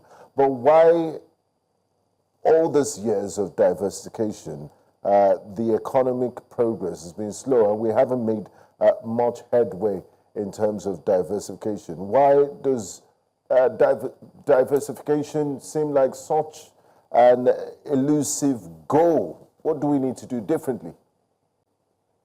It's to keep our eyes on the ball. What typically happens is that oil price is a cyclical thing. So it goes down, and then we suddenly realize all over again that, look, we are vulnerable because we are dependent on this product. Then the price will start to inch up again, and we drop the ball about certain things that we need to correct to lead us in a sustainable manner in the direction of diversification. Well, over the years, a bit of diversification has happened, especially in government revenue, where oil has increasingly been reducing in the percentage it contributes to the government revenue. But we have not had as much success with the issue of contribution to the foreign exchange earning. So oil still remains a substantial contributor to our foreign exchange. If you remember recently when we had some challenges about American trade tariff and reciprocity, and they said, oh, Nigeria has been exporting products to America more than America exports to Nigeria. What is the content of that product that we're exporting to America? It is still oil, an oil product that you find in all those things. So there is no sustainability in our effort to diversify the economic base of Nigeria. We keep dropping the ball. When the oil price is low, we are excited. We want to pursue it. Once oil price starts to rise, a lot of the initiatives are dropped, and we go back to the usual way things are. So it's keeping the eye on the ball that is the main issue here. All right. If you look at this report, it also highlights a deep regional inequality. You see that some states, they are comparable to maybe upper and middle class countries. Some other states are lower, much more lower and worse than low-income economies. So how do we then find a way to bridge this gap? What policies and interventions does our government need to put in place to ensure that we can bridge this gap? I think one of the most important things we need to do is get governance at the subnational level to function properly. As it is today, the easiest thing that a governor will tell you is that this one is not within my power, that other one is not within my power. Everything is about Abuja. But it is not true. And our people are buying the stories of these governors as they raise their hands up and say nothing is in their hands. Meanwhile, the revenue equable to some of these states is more than the national revenue of some countries in sub-Saharan Africa. So, and those countries that we're talking about are sorting their people. They are providing infrastructure, they are providing education, they are providing health for their people with an income that is less than what some of these states are earning. So let us demand also, let us not all the time put 100% of the pressure and demand on the federal government. There is a lot that the state can do. And I'm beginning to see certain states trying to rise up to that occasion. Niger State is trying to take advantage of the arable land and water for the issue of farming. Zamfara is transforming certain infrastructure issues in Zamfara State. So as more states begin to take responsibility for growing their own economy, the more we'll begin to see an improved equity in growth among the various states in Nigeria. But putting everything on the federal government ain't gonna work. Yeah, I'm really glad that you've mentioned the states that are taking the initiative. Good thing you've mentioned Niger State and the great work they're doing. Great thing is that at least people with dreadlocks can still go there and continue to contribute to the economy on a much lighter note. But the issue of insecurity, food insecurity, is another important conversation to have.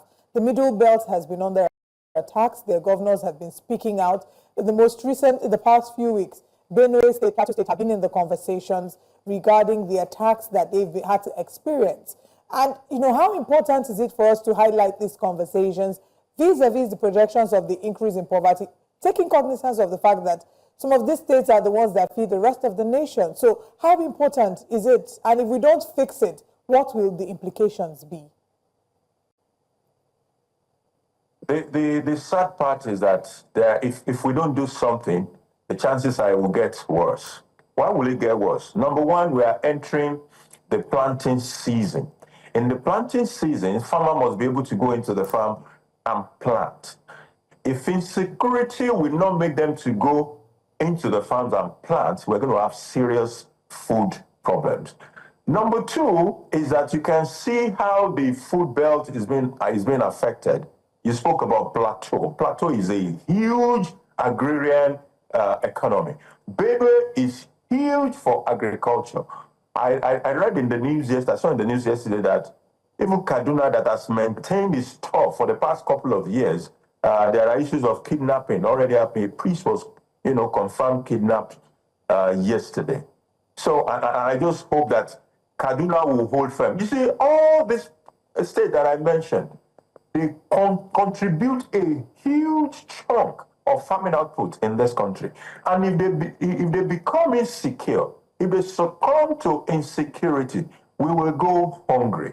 All the effort of government to lower inflation will not see much success if food inflation is not curtailed. Food inflation has remained a very prominent driver of the composite inflation figure in this country. So what we're saying is that we must deal with this insecurity issue. It must be top priority. I learned there are certain meetings yesterday at the topmost echelon. I hope we'll be able to translate all those meetings to actual activities on the field that will deal with insecurity as it is beginning to rear its head all over again. Now, Mr. Olojede, I'm glad you've addressed this issue because it was one of the factors, weak governance in the World Bank report. Now, looking forward and looking ahead, what are the positives? What sectors hold the most potential for driving inclusive economic growth, and what barriers must be removed to unlock this potential, the low-hanging fruits? Okay. First of all, we must solve our food problem. If we don't solve food problem, it's very difficult to lift people out of poverty, because whatever income you provide to them, a chunk of that income will go into the food, and they are unable to provide other basic needs that will raise up their standard of life. So we must solve food problem. Then, like I mentioned earlier, activities at the sub-sovereign level must step beyond what it is right now. So the governors must indeed begin to deliver the dividends of democracy to their people. Local governments must work. You see, one of the major problems we have is infrastructure, for example. If you cannot connect the hinterland, cannot connect it with the urban areas, because there are no roads, there are no other, connectivity infrastructure, there is no electricity, we must deal with infrastructure problems. In fact, there's a Chinese saying that if you must develop, you must have roads. I just paraphrase it, but that is essentially what that saying is all about. If we cannot connect where food is being produced, we cannot connect it to where it is being consumed, there is a problem. If 40% of what the farmer has suffered for in the planting season all through to harvest, if 40% of them will go to waste because there is no infrastructure to extend the shelf life of this product, it will be difficult to pull people out of poverty. So let's go and look at what are those things that are keeping people in poverty and begin to address them. And food is number one. Of course, then we now have to come to issues around power, what we are doing with education, what we're doing with healthcare, all those social amenities and infrastructure, and we can begin to make a big dent on the issue of poverty in our society. All right. I mean, we certainly don't want to be revisiting the same conversation, but I think on a final note, from me at least, I would say that many people would argue that because even as much as we complain about how tough things are in the economy, there are those who would argue that there have been positives and there is progress. But the truth is, it's a bit difficult to say what exactly poverty-reduced Nigeria will look like in, let's say, 2030. So I'm going to ask you what that picture would look like for you, because regardless of what it is, right from when we're younger, a number of us would realize that year in, year out, there's always been a complaint about the economy is tough, even though, yes, it's become increasingly tough. But this is a repeated argument that we hear year in, year out. But what will be a poverty-reduced Nigeria? What would it look like in 2030? What it will look like in 2020 will be a much fatter middle class. I think, and what will make that happen? What will make that happen is that we'll be able to pull up more people from the lowest rung of the ladder into that middle class. My parents were teachers. It took a long time before I knew I was supposed to be poor, because whatever all the other people had, I had. My parents lived in a school quarter that was a 4-bedroom building on the premises of the school. We had cornflakes and had carnation milk and pig milk like every other person. So it took a long time for me to realize that I was supposed to be poor. And that was a child of a teacher. Is it the same today? So what has happened, what has made poverty to continue to be obvious is that middle class has shrunk significantly. If we can expand it, it will be a good measure of how many people we have successfully pulled out of poverty in a few years down the lane. Now, we are facing, I mean, you have to take a second look at your calendar for going by the discourse in Nigerian media right now and the focus on 2027 elections. Do you think we're paying so much attention on politics and less on governance and the serious issues we have? And the politics, the aspect of politics we're paying attention, a lot of attention to is the individuals, the gladiators, about their movements, and not necessarily, we're not discussing policy initiatives and their plans for the economy and all of that. How does that make you feel as a concerned Nigerian citizen, and what do we need to do differently? And also, if you have any advice for the media. It's an unfortunate situation, but politicians, we play politics. Politics will always be at the forefront as politicians are concerned. It is left for us that are non-politicians to continually rein them back and keep them focused on what we believe they should be doing. What is going on right now is significant, very, very significant. You know, we are already having situations in which some people are saying, oh, the North will determine whether they will support the president in 2027. Now, that statement, as harmless as it is a strong political statement. So we are also saying, as the party of the president has done some almost unbelievable things, which, moving people from the opposition. In fact, literally burying the opposition. Because when you have an opposition that doesn't have Lagos, you don't have Rivers, you don't have Delta, you don't have Akwa Ibom, you don't have Kano, you don't have Kaduna, what do you have? Is it Bauchi that will fund the opposition party? So it's a very serious matter. But the duty now is on the rest of us to continue to rein in the politicians, to remind them that the reason they are there is that we expect that they will improve our lot, and that we keep them focused on that. So our discussion, when we discuss the politics a little bit, we should come back to the real matters of governance, of the economy, issues of infrastructure, issues of education, issues of healthcare, the dividends of democracy that we expect them to deliver. We should come back to that rather than spend all the time on the politics side of things. Politicians will play politics. It is given. Thank you so much. On that note, we would like to say a big thank you to you, Mr. Gbolahan Olojede, for spending time with us this morning at Breakfast Central. We do enjoy your insights and analysis. Thank you. Thanks for having me.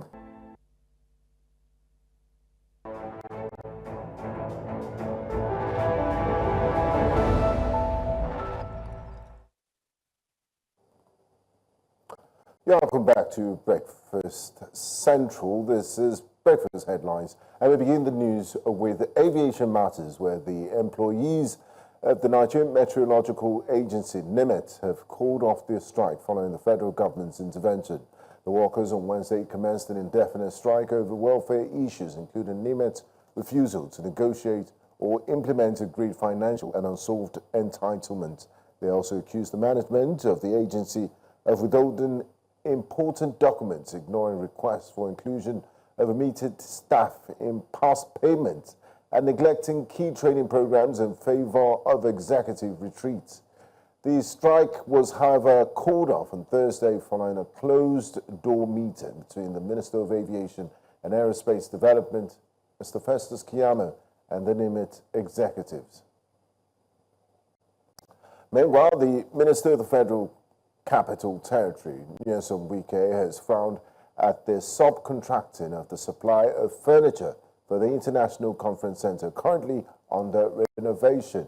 The minister, during the inspection of the renovation works at the facility in Abuja ahead of the second-year anniversary of President Bola Ahmed Tinubu, says that the process was carried out without permission and vowed to sanction officials responsible. He also inspected the construction of access road from Ring Road 1, also known as the Nnamdi Azikiwe Expressway, by N16 to Katampe District, and the bridge linking the Maitama and Katampe districts.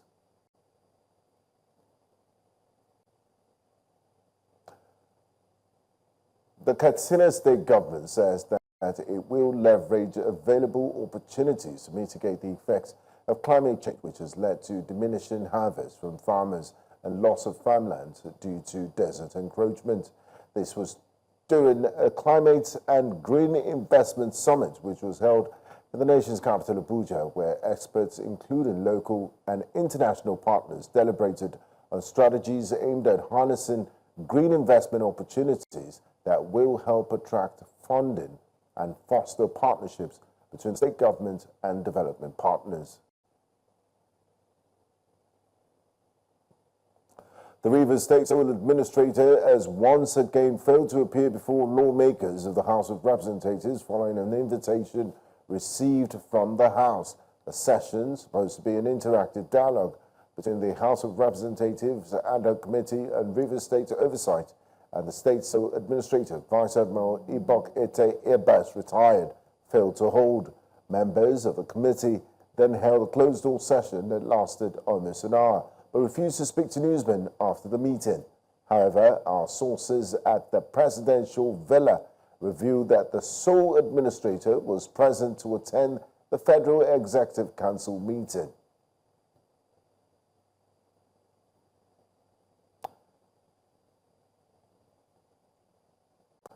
The World Bank has appointed Aliko Dangote, president and CEO of the Dangote Group, to its private sector investment lab. Dangote joins a select group of global business leaders tasked with driving investment and job creation in emerging economies. Expressing his excitement on the appointment, Dangote reiterated his commitment to sustainable development and unlocking the potential of developing economies. He also says he looks forward to collaborating with fellow leaders to replicate the successes of the Asian tigers in other regions.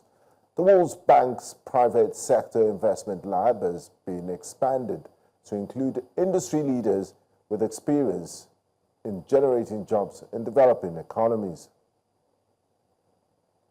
Now, outside Nigeria, a heavy firefight followed after Al-Shabaab terrorists on Thursday launched a pre-dawn attack on a strategic Somali military base in the Middle Shabelle region of south-central Hirshabelle State. Security sources say the Somali National Army, supported by local militias, engaged in fierce combat with Al-Qaeda-affiliated group, resulting in multiple casualties on both sides, despite Al-Shabaab's claim that it had captured Wargadi village and overrun the army base. The Somali Defense Ministry says the village remains under military control. Wargadi is the second largest military base for the Somali National Army in the Middle Shabelle region, following the strategic town of Aden Yabal, which was previously seized by Al-Shabaab militants. In Central Africa, the governments of the Democratic Republic of Congo and Rwandan-backed M23 rebels have agreed to pause fighting as they work towards a broader peace deal. The truce declared later on Wednesday after a round of negotiations in Qatar's capital, Doha, had raised hopes that the latest wave of violence spurred by M23's bloody January assault and capture of the DRC's two largest cities may begin to subside. In a joint statement by both parties, they reaffirmed their commitment to an immediate cessation of hostilities, a categorical rejection of any hate speech, intimidation, and call on local communities to uphold these commitments.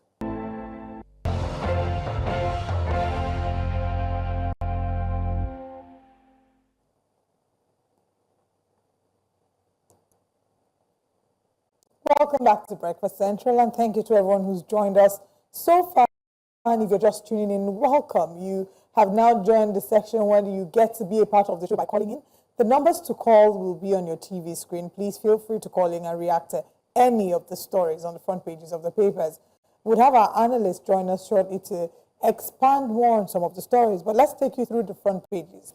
We begin this morning with the Daily Independent newspaper. It's a very, very busy front page on the Daily Independent.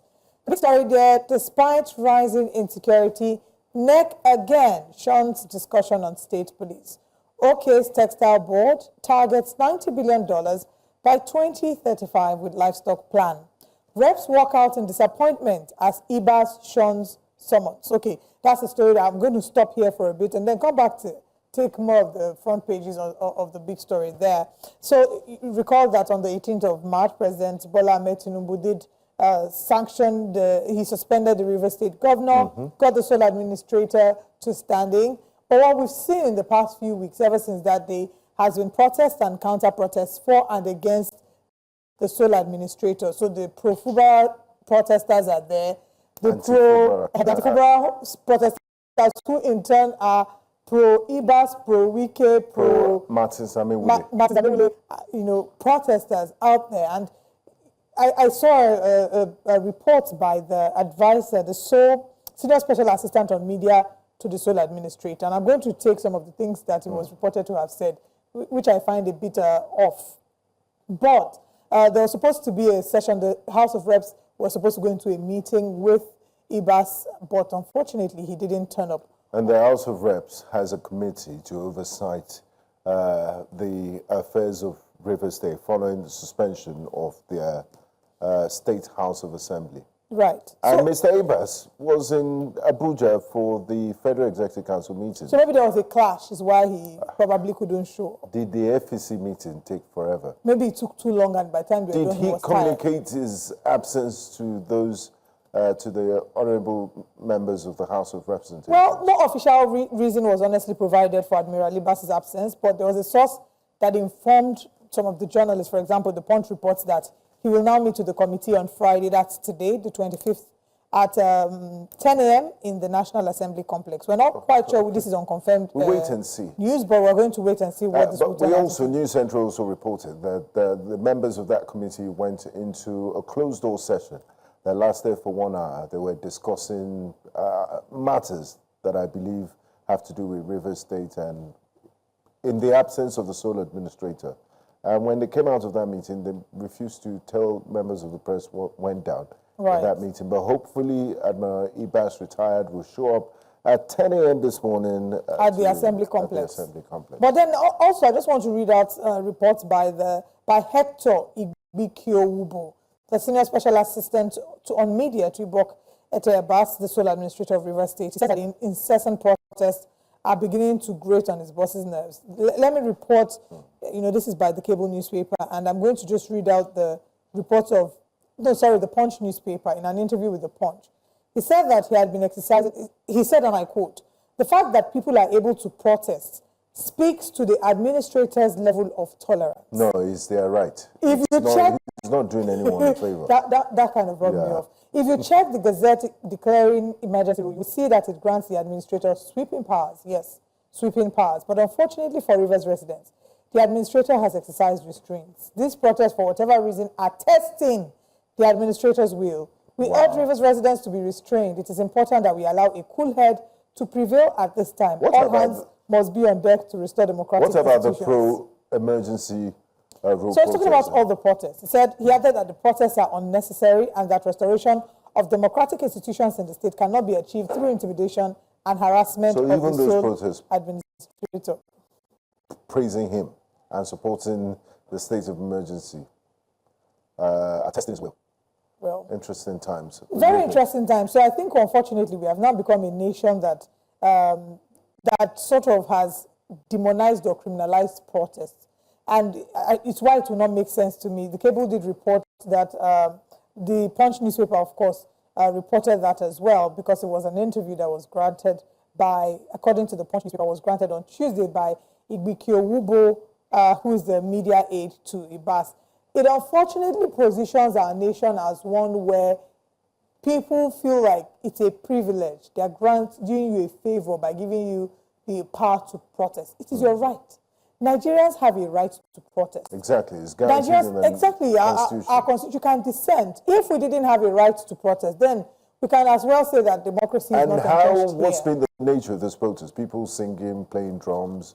There's been no report of violence or breakdown of law and order. So why do you have issues with it? Why is it testing his will? This is not the Navy. Because it doesn't make sense. I'm just going to read this again.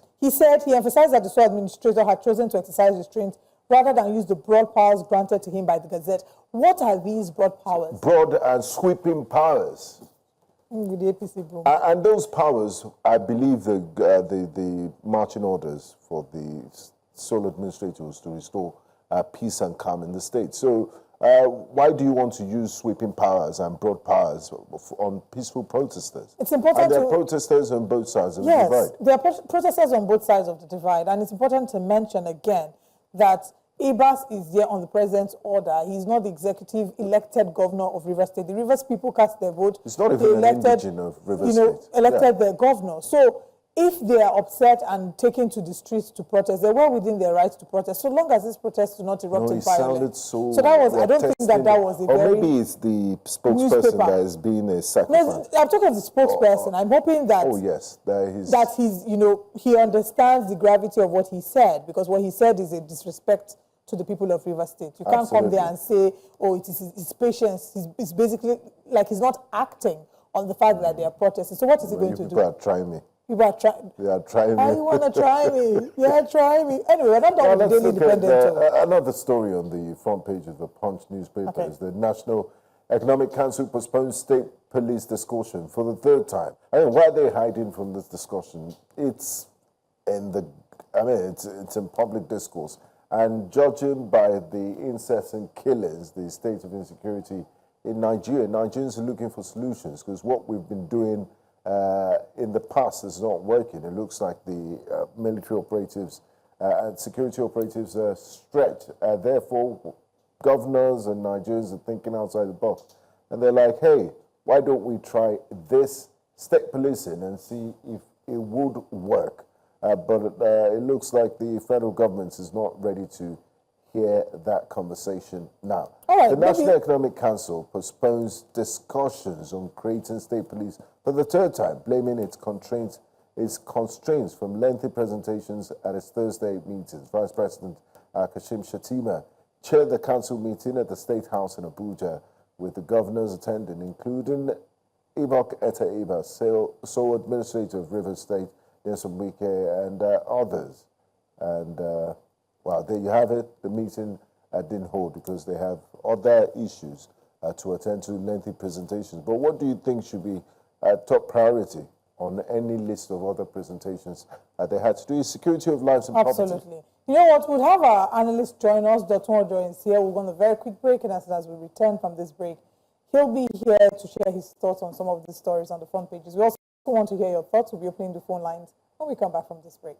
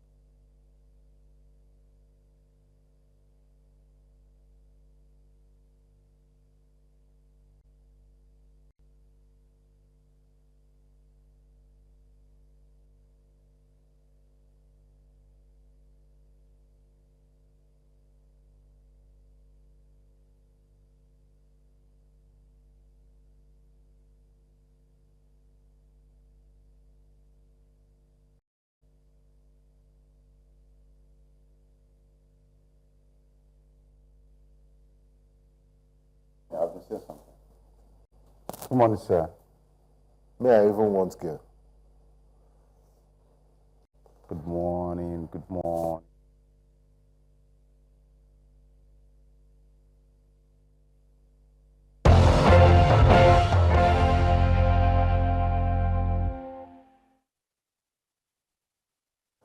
Welcome back, and our esteemed analyst, public affairs analyst, to help us dissect the newspapers is here, Mr. Dr. John.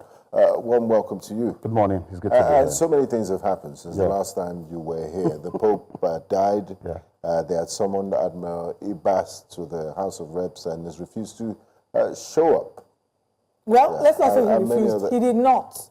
There are no circumstances for his absence were given. We don't know. It was at the Federal Executive Council meeting. Yeah, so much has happened, and also, the protest in Rivers State. Ibas's media aide had granted an interview to The Punch saying that they are testing his boss's patience, that candidates, even with he hasn't used his sweeping powers. If not, he's being lenient with the people that are protesting. That's me paraphrasing what was said. But let's and also in Olive's home state, the governor has ported to the ruling APC. So a lot of movements. Because we have freedom of movement. Of course, yes. So which story should we start with? Even when you're in traffic, you still have freedom of movement. Exactly. Which story should we start with? Where should we begin from? Okay, let's go back to the Daily Independent. The front page of the Daily Independent, we've talked about, despite rising insecurity, NEC again shuns discussion on state police. Reps walk out in disappointment as Ibas shuns summons. PDP describes Oborevwori defection as sad and unfortunate. Let's start with PDP describing Oborevwori's defection. Let's get your thoughts on the defection in total and what this means. And to mar this together, following the defection, it's related. Ganduje says APC expecting more governors soon. 2027 is a done deal. Elofokobale, go home and stay. I think the act of politicking is actually to get the gain of politics. And one of the gains of politics is to have major contenders in your fold. If PDP had been in power, PDP would have done the same thing. And it's happened in the past. Yeah, of course, it has happened in the past. And it's just a principle of self-sustenance and survival for the governors. They just want to ensure that they win the next election. And by so doing, our political system has shown that to a very large extent, you need the power of the central, the backing of the central to be able to win the next election. That's opposed to the principle of democracy, though, because democracy is the only kind of government that lays emphasis on the input of the people, the participation of the people, and the gain of the people. So when you think that the only way to win the next election is to be connected to the central, then you have somehow sidelined the people in the entire process. So but in the Nigerian context, what does the central offer this government? Okay. I think the central as it is, and it's connected to what we saw on the front page of the paper talking about state police. The central as it is now controls security. The central as it is now controls forgiveness, political forgiveness. That means that if you dip your hand into the purse of your state and EFCC is after you, if you are fortunate to belong to the center, your sin may be forgiven. Are there examples of this? Of course, it's everywhere. We know what happened in Kogi State. Kogi State is a close-by example. Just for so many weeks. I mean, the case is still ongoing. Of course, the White Lion has been running from one court to the other. Not with the same energy and the same vigor, except if we want to deceive ourselves. So what I'm trying to say is that as it is today, the central is very important because of the kind of power it wields. The center controls INEC directly or indirectly. The center controls the police directly. The center controls virtually everything. So everyone who wants to win the next election will just think that the best thing to do is to sideline the people and take side with the center. And I think that's the whole thing that we are having. And it's not a subject because in the marketplace, people can actually have conversation as to the right or the wrong. And it's not a subject of right and wrong. It is the current situation in our political system. And that does not mean that the people do not still wield the kind of power that, that democracy says they have. They still have the power. But whether they have the understanding or the capacity to be able to unite and use the power is a different conversation entirely. All right. Very interesting analysis there. But let's move away from there now, move to, still on the front page, farmers lose over 20 billion naira to tomato pest outbreak in 2 months. Skyrocketing prices leave Nigerians struggling, still on the front page of the Daily Independent. Armed herdsmen abduct 19 passengers in Benue. NIMET workers suspend strike. Should this not be the headline? Yeah, you see, so that's a very good question. See where the story is.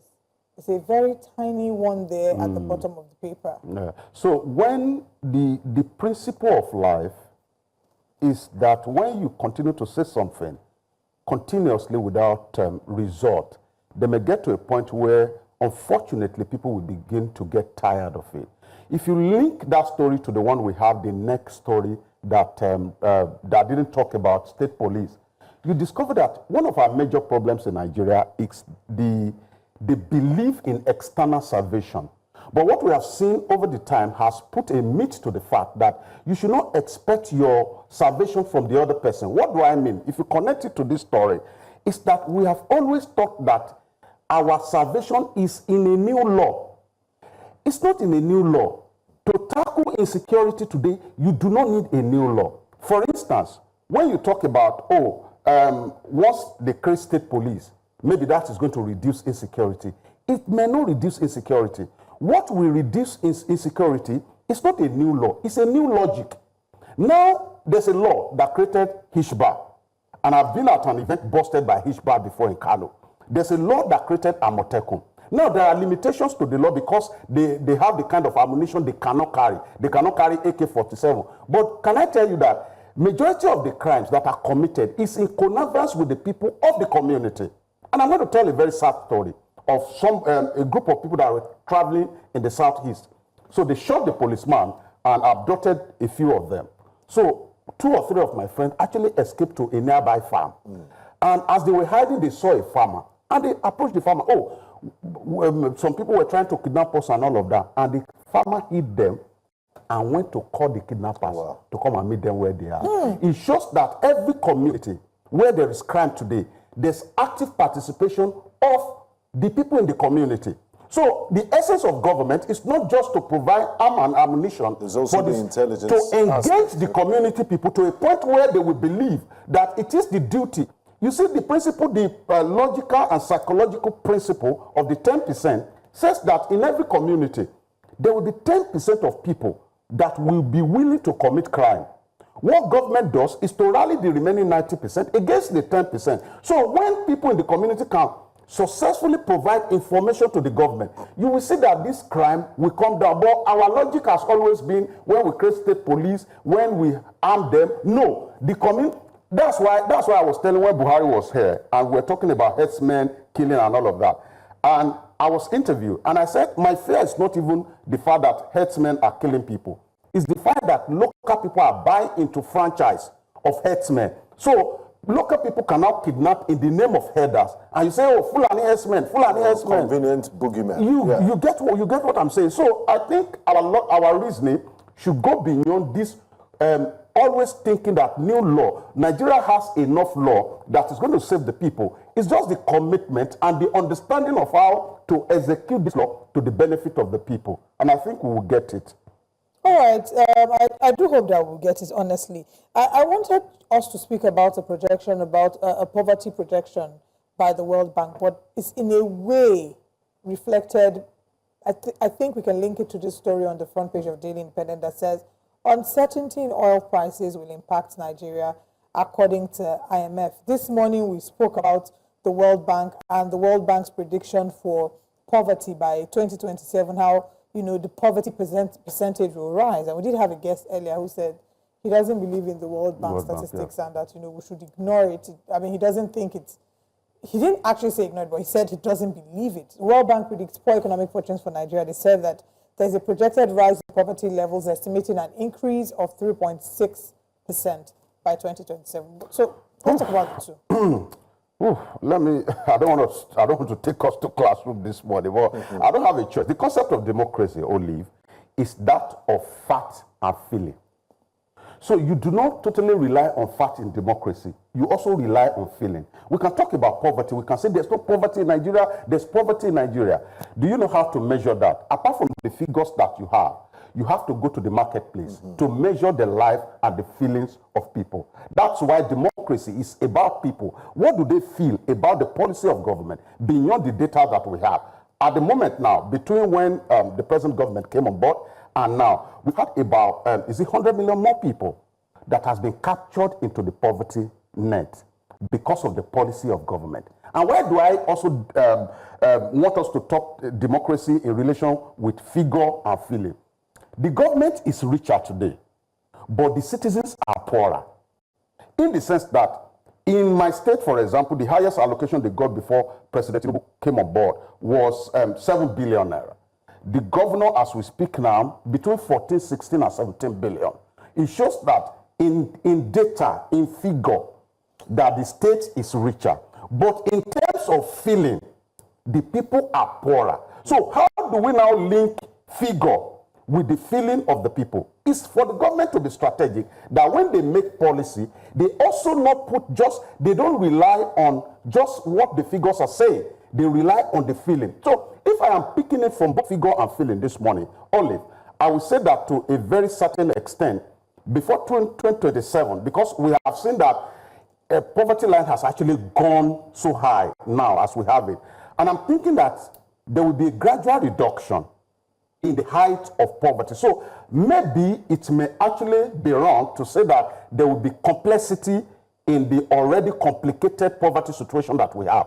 I hope that as pump prices are coming down, as government, you will remember that even the Lagos state government that has been so quiet about tenancy agreement and rent is gradually coming out, because what we have in Lagos as far as housing is concerned is not sustainable. So when people begin to pay attention to transport system, to housing, to food prices, to petroleum product, I think the poverty line will come down a bit, not as high as the World Bank has projected it to be. Okay. But it's already complicated and complex at the moment. Yeah. Now let's look at the Punch, back to the Punch newspapers. I saw an interesting story here. Still on defection season. Atiku Saraki spearhead PDP resurgence amidst key defections. Is anybody left in? It looks like it's only Saraki and Atiku that are left in the People's Democratic Party. Is there any way? Wike is still there. And even the people the governors that are still there, Governor Eno of Akwa Ibom, for example, he's saying, he has endorsed President Tinubu for 2027. That's an opposition governor. Yeah. And you also have some governors in the southeast. Their body language seems to be supporting the governor, the president, I beg your pardon. So is there still any hope for PDP as a major opposition party in this country, looking at the wave of defections and the projections? Okay, so... And they still put up a formidable challenge against the APC in 2027. So when the people say they are ready, political party relevance or irrelevance becomes nothing. PDP as it is today, and I said it the other day that I came, that it's going gradually, but Wike is still there. You didn't mention the name of Wike, still in PDP. So there are still a lot of people who can actually rewrite this. It's in PDP in APC clothing. I wanted to say, is Wike really still in PDP? If Wike is not really in PDP, by now they should have, what's it called? They should have suspended him.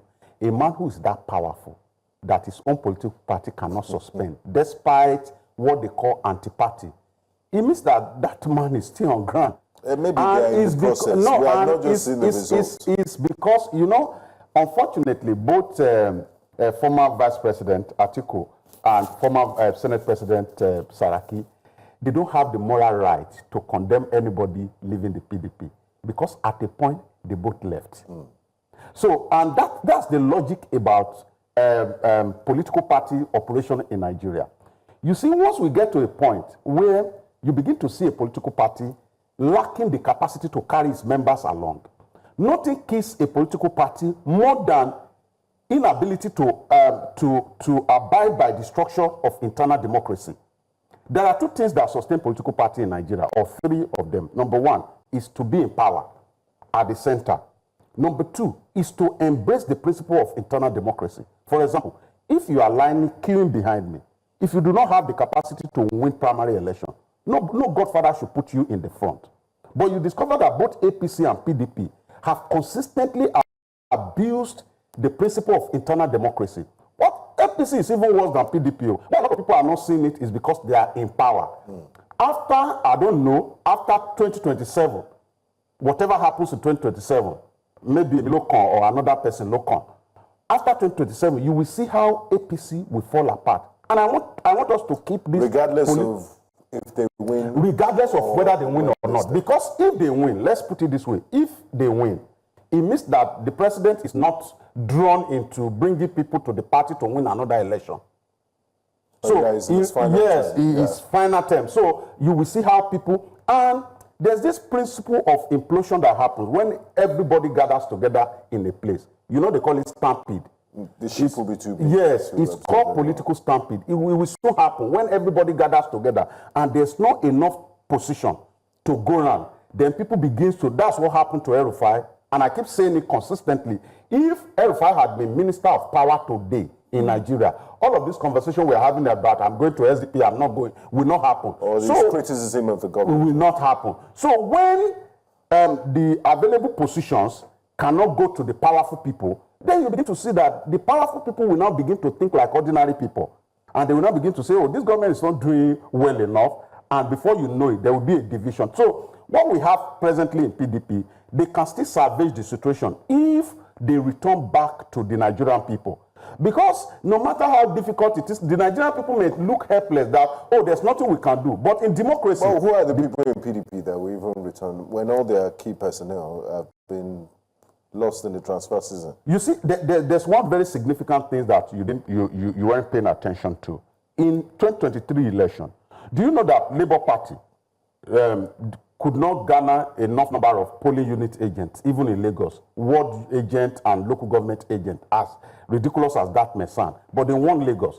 And that's the power of people. No matter the manipulation, when there's a resolve that, oh, we are going towards this direction, you will see that it will not matter whether there's a governor of the party that is sitting there or there's nobody. What's the people? And that's why I keep laying emphasis Nigerian people are becoming, they are buying into what politicians want them to buy into. And that's to say that they don't have power. But all power, as it were, politically still belongs to the people, no matter the level of manipulation. If the people resolve that this is the direction they are going, I think something good will still come out of it. All right, still talking about opposition, you've talked about the power of the people. We've been speaking largely about the PDP as an opposition party. Let's speak about the Labour Party as an opposition. The Nigerian Tribune says, Labour Party crisis. Again, Abure calls out OT and Obi for misinterpreting Supreme Court judgment. They're still holding on to the Supreme Court judgment, saying that the 4th of April 2025 decision was in their favor, reaffirming the leadership of Julius Abure, and he's refusing to let go. What really is the hope of the Labour Party and the projections for the future? So, from the beginning, I repeatedly said it, that, and I was on here when I said it, that when it comes to the Nigerian kind of politics, if any political party is in power, their major target is to always destabilize any political party that will give them issue in the act of governance or in the process of the next election. And we've never had contests as beautiful as what we had in 2023. Whether the result favor anyone is a different thing entirely. All the three major political parties want the same number of states. It shows that when you have that kind of thing and you make an unpopular policy, immediately you are sworn in. In an ideal society, you won't make it for a second time. So strategically, what you begin to do is to see how do you appease the people on one hand, and how do you destabilize the political parties. It's a strategy. It's a strategy, and that's what is playing out. And I think in Nigeria, politicians just play into the hand of people in power. I don't see any hope for the Labour Party in the next election, because this continuous crisis will debar them from the necessary appeal that they need to be able to win the next election. And I think the Supreme Court should be... What about the individuals there? Okay, so there's this Yoruba adage that says that if you put a leaf in a calabash of soap, by the time you're washing your linen, if you pick the leaf, foam will come out of the leaf.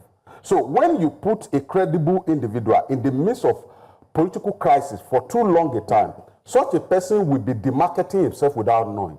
There will be soap on that person. There will be soap on that person, and that's what we have seen. You don't even know where to run to. You don't even know the next thing the court will say. So an individual can be so good, but when you stay in the midst of political crisis for too long, your believability begins to reduce. And Are you speaking about Peter Obi in this? Of course, I'm speaking of Peter Obi. So your suggestion to him would then be to leave the party? I mean, it's not just about leaving the party. Can this crisis be resolved? It cannot be resolved. And I'm being honest with you, it cannot. After resolving this, another group of people are going to court.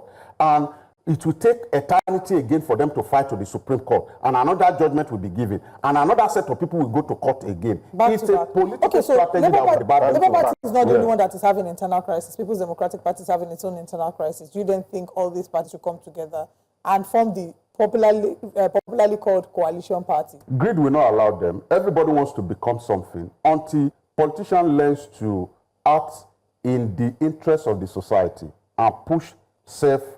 You know, Nigeria politics is about calculation. And because of calculation, everybody wants to be something at the same time. For example, they are calculating, if Tinubu wins the second time, that's 8 years to the south, then it will go back to the north. By the time it comes, how old will I be? Will I be 92? I'm not even going to lie. Even me as a citizen, I did the calculation that, by the time this administration is done, see the age I will be. And that, you know what that did for me? Because I also did the calculation is that, okay, no matter the bad policy of government, I must take my life seriously. Because it's part of self-reflection. You need to think. No matter how terrible, I must not take my life seriously. Because by the time they go out, almost 6 years. It's almost gone. So because of that calculation, everybody just wants to be something at one particular point in time. Until we learn to see, okay, who is the person that will be able to drive the acceptance that we need from the Nigerian people. And everybody will be willing to stand. There could be agreement here and there. In politics, there's always agreement. It could be an agreement of, can you do only first step? For example, we've had a Southerner president for 4 years that will lapse in 2027. If you are from the South, if your name is Peter Obi, can you do just a single tenure so that we have power return to the North? These are conversations.